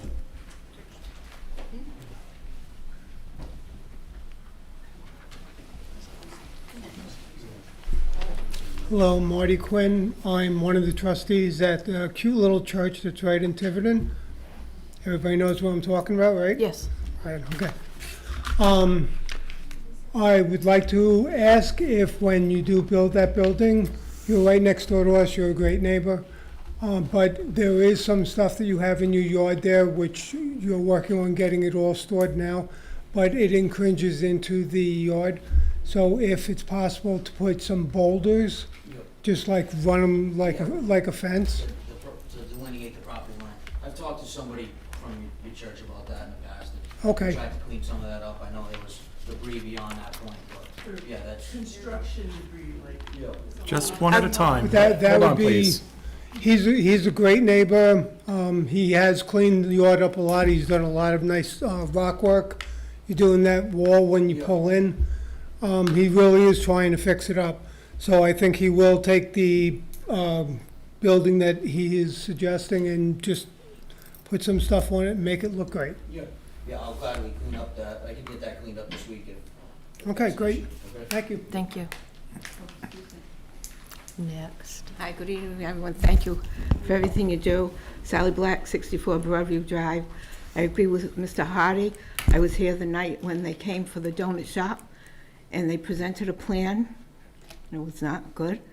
And working collaboratively with the planning board, we have the best looking colonial donut shop with a clock tower in the United States. Thank you very much. Thank you. Anyone else that wants to speak on this? Meredith Gucci, East Road, Tiverton. Can we go back to the picture of the actual site, please? So I'm just trying, so the outline here is the property, and with that building, and that's your home, the brown part is a home, right? So the trucks will be coming in and out presumably in the center there, between the green L and the. Actually, no, the trucks are gonna come in the 1230 plot, which is the existing garage building. So I have a curb cut there. There's a fence from Barcelos that runs probably 90 change. So is Barcelos on this, or is that the white No. space above it? White space above it. Yeah. So the first lot that you see on the top of the picture, that's the current 1230 Stafford address.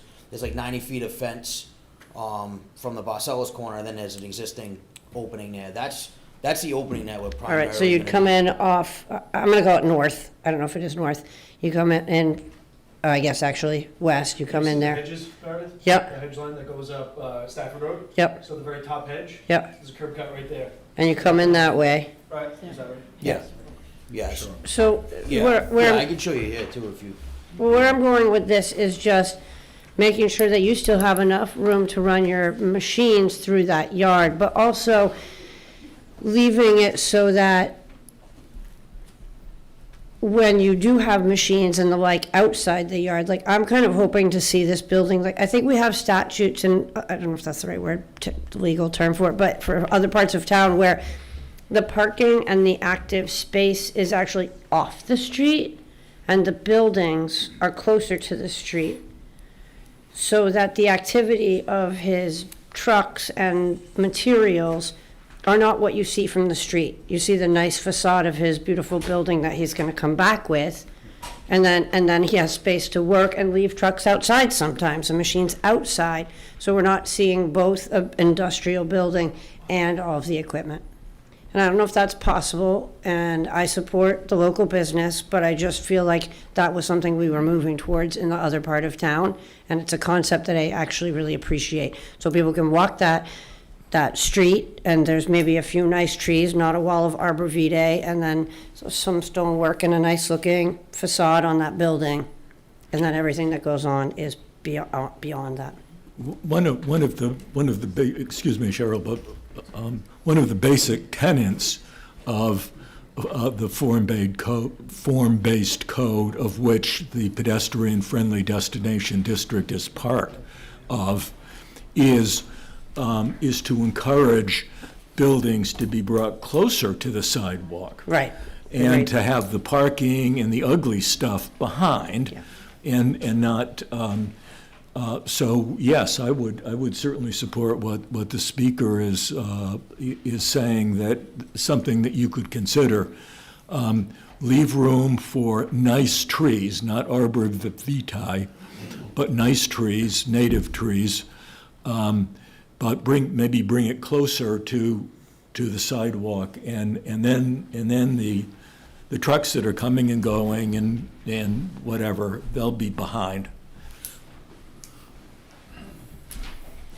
I think, and my client can correct me, but I think based on the existing site conditions, how the circulation works, the existing curb cuts, the single-family residence, it's going to be really difficult to relocate this building along the sidewalk. I think just the practicality of it's going to really disrupt the site and the circulation, how it's used. I think because it's an existing use and the way it operates now, this is really the most practical location for it. I'm just asking for an engineer to take a look at it and see what can be done. Yeah, we spent a lot of time fitting this to where it is, and the way the building sits now is it works with how the trucks with trailers pull in behind the 1230 property, and it can back up, because the property is a little tight for, what we got going on, but, again, 95% of, if not 100% of all the equipment is going to end up inside this building. So you're not gonna see the loose trucks everywhere, the yard's gonna be more secure, and, we do have people who walk through the yard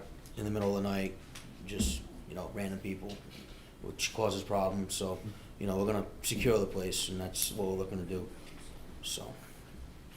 As far as moving the building, no, it really wouldn't work for us to do that. Susan Anderson, again, another trustee of the Bliss Four Corners Congregational Church. So now that I understand where the entrance is going to be, where the new building, how do you get into that? From the north? Is the north where the doors are going to be? Yeah, so the doors will be facing our existing garage now, and like I said, all the in and out traffic is actually gonna be through our existing curb cut on 1230. So there's 2 more curb cuts to come into that property, but we're not even looking to use those. So it'll stay with all our traffic the way it is now, which is closest to Barcelo's, the northern side. So the existing garage, you get in from the south side? The existing garage, the doors face the street. Oh, face the street? Yeah, face the street. So these doors are actually gonna face the north. So right now, the existing garage, you drive by, if the garage doors were open, you're looking in the garage, whatever's going on. This building, it's gonna be offices facing Stafford Road, which, like you mentioned, changing the roof line, we could work that into the offices being on that side. So, it'll look pretty decent. Okay, so the asphalt driveway that's by our fence, that's only going to be used for the house? Yeah, which is currently basically what it gets used for now. Besides, once in a while, like, Well, it one of the gets guys used for a will lot drive- more than that now. Yeah, I mean, considered versus the past, yes, but I mean, 90% of our truck traffic is through the curb cut closest to Barcelo's on the 1230 property, and that's how it will remain. you know. Okay. It'll actually be more popular because it's gonna be tighter to go out your side after this building is up versus right now, we have a lot more space back there. But then I have a question, because on the south side of your building, next to our church, it says loading area. Yeah, so all that is like 2 man doors we were gonna cut in because the grade change was gonna allow that to like almost be like a dock inside. like if we needed to like unload something, it was just like a conceptual idea. It's nothing crazy. So you know? there won't be any No, it's really, entrance into that from that side? It's really just like a couple man doors on that side. We wanted to, put some man doors throughout to get out because it's a large building. All right, But- so to go along with, I like the fact that you're gonna think about beautifying Yeah, the street side. yeah, which runs parallel. Can you with please Stafford. beautify the church side?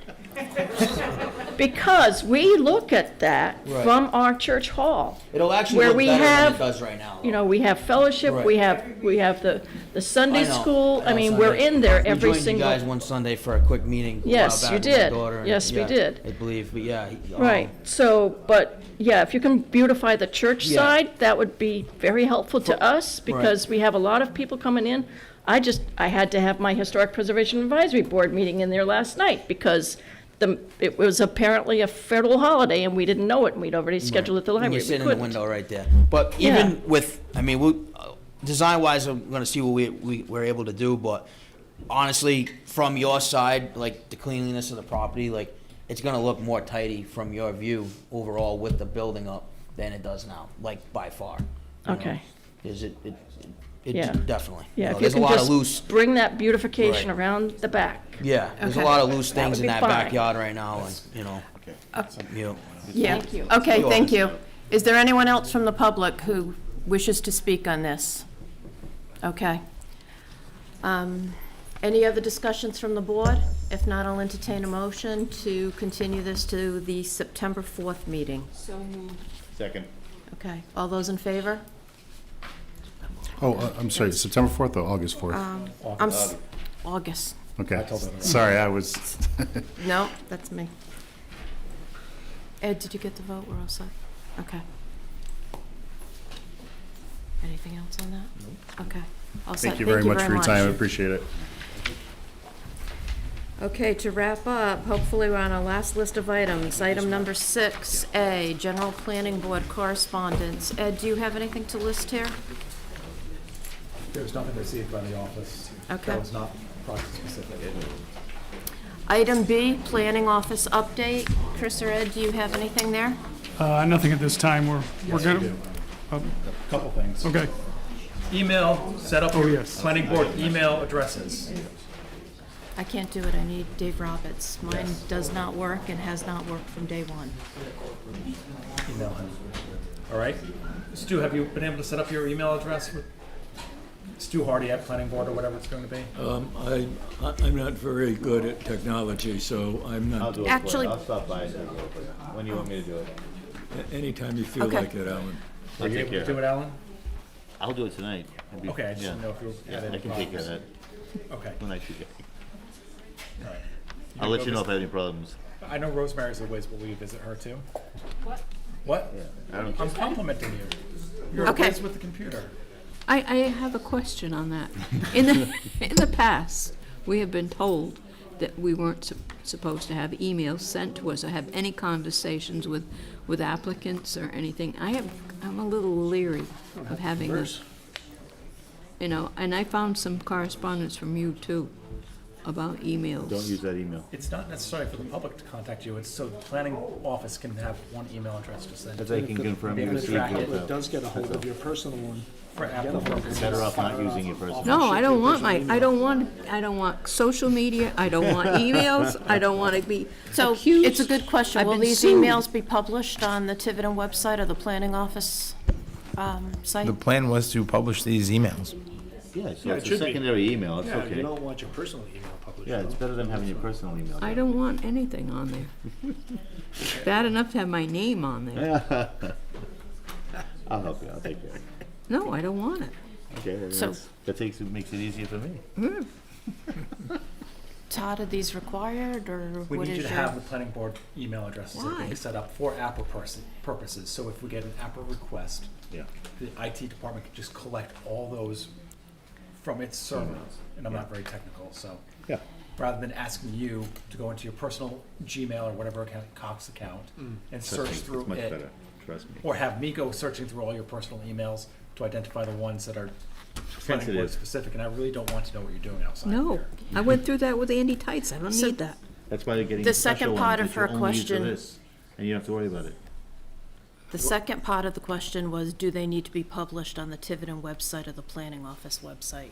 Is that the second part of the intent? Do you know? Yes.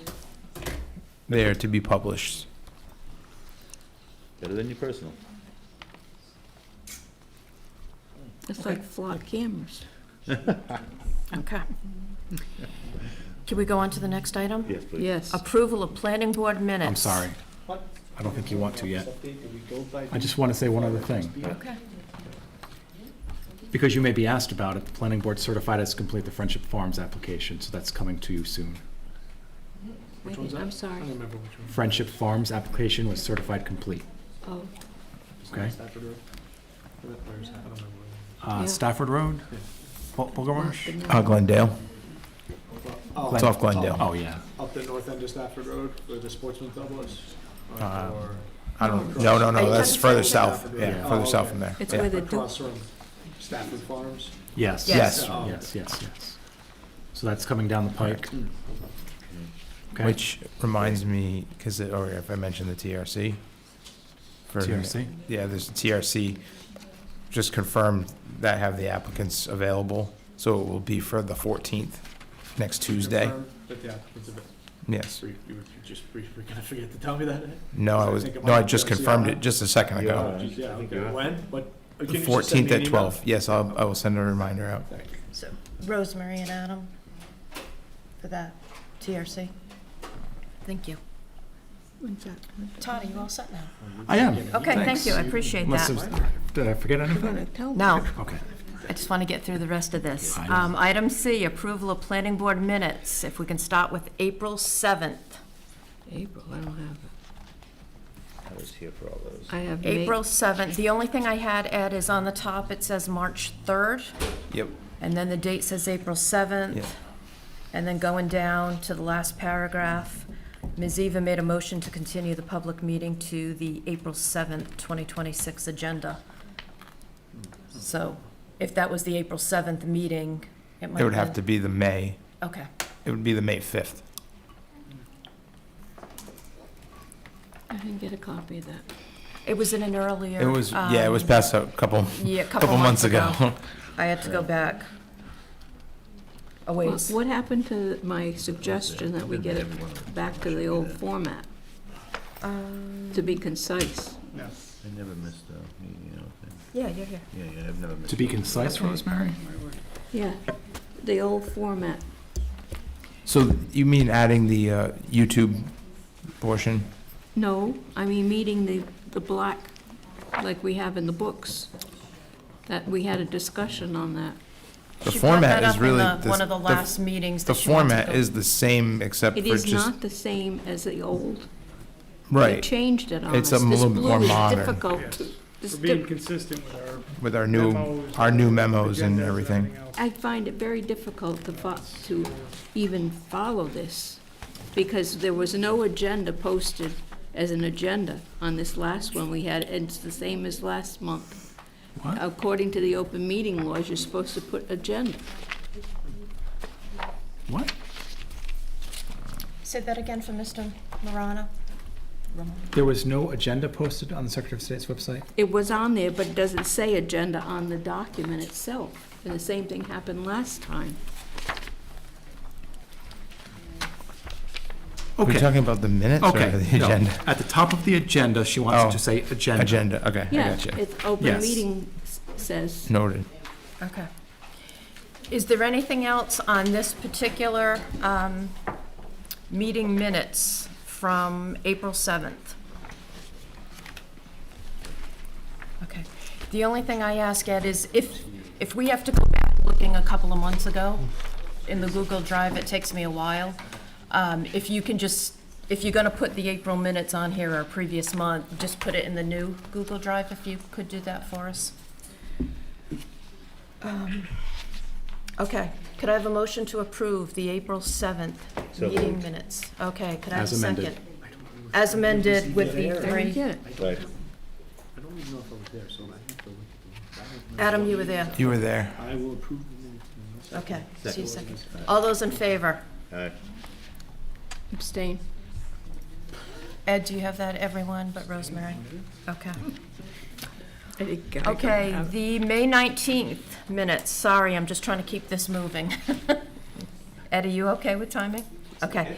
The only thing I noticed on the May 19th minutes, it still lists Mr. Taylor on here. And I believe he resigned by then. Ed is going to double check that for us. He was gone, I think. He was, yeah, he wasn't there. I think it was just a previous template. It was, yep. Okay. There's a couple other things too, Cheryl. Okay, please bring them up. Oh, I can't even see. Carol Herman on page 6. She's double R, double M on her name. And at the end of the, Mr. Reposa did, okay. On item H of the last page, Mr. Reposa did not vote for himself. And the same thing on the, Mr. Myers did not vote on the next one. And then at the end, you should have a line that says the approval date at the very end. Approval date for the minutes? Yes. Okay. I don't know if it was on yours or not, Cheryl. No, I'm just making a note of it. Ed's getting everything. Okay. Are there any other items? If not, I'll entertain a motion to approve the May 19th, 2026 meeting minutes. So moved. Do I have a second? I'll second. Okay, all those in favor? Got everyone, Ed? Okay. Thank you. Deb just left, no meeting update on D. On item E, the Tiverton Harbor Commission, do you have anything, Alan? Well, we were locked out of the building last time, so we had a nice picnic outside, and we had our meeting. It lasted about 40 minutes. We got a lot more done. I suggest we move out there much more often. Weather And- dependent. Yes, we did go over our list of unpaid moorings, and I prepared a list of people who are still in the town who have been avoiding, so I got that presented for them so they can go after people. We did not have an update on our statutes. I think that we did not have a chance to work on them. So that was it. It was just two or three items, and we were adjourned. It was nice. Okay, thank you. Item F is Rhode Island legislative updates. Ashley Sweet from Weston and Sampson is going to send or email to all of us. Not sure if it's through Ed or individually, probably through Ed or Chris. Anyway, she's going to send us the updates, and then we will put it on the agenda when we have a slow meeting. And if not, we will wait for a workshop to do that. Unless there's something that she feels is immediate, we will at least have the information. We can review it, we can ask any questions to Chris and Ed, but if not, she will go through it at a future meeting. Okay? We never have a slow meeting. That's great. Trying to be optimistic. Is there anything else from our planning officer, Mr. Romano? Just No. distributing. Anything else from the board? I'll entertain. I will make a motion to adjourn. Okay. You stole it from Rosemary, but don't forget July 17th. Yes. Oh, it's the 17th now? 21st, right. I thought so, it was the 21st. These dates are killing me. That is our vital. Okay, the next meeting is critical that we all be there because we need to take a vote. So if everyone can be there for the Vital meeting. Stu, you good with that? The 21st? Vital? I think it's Vital. Vital. Big Vital.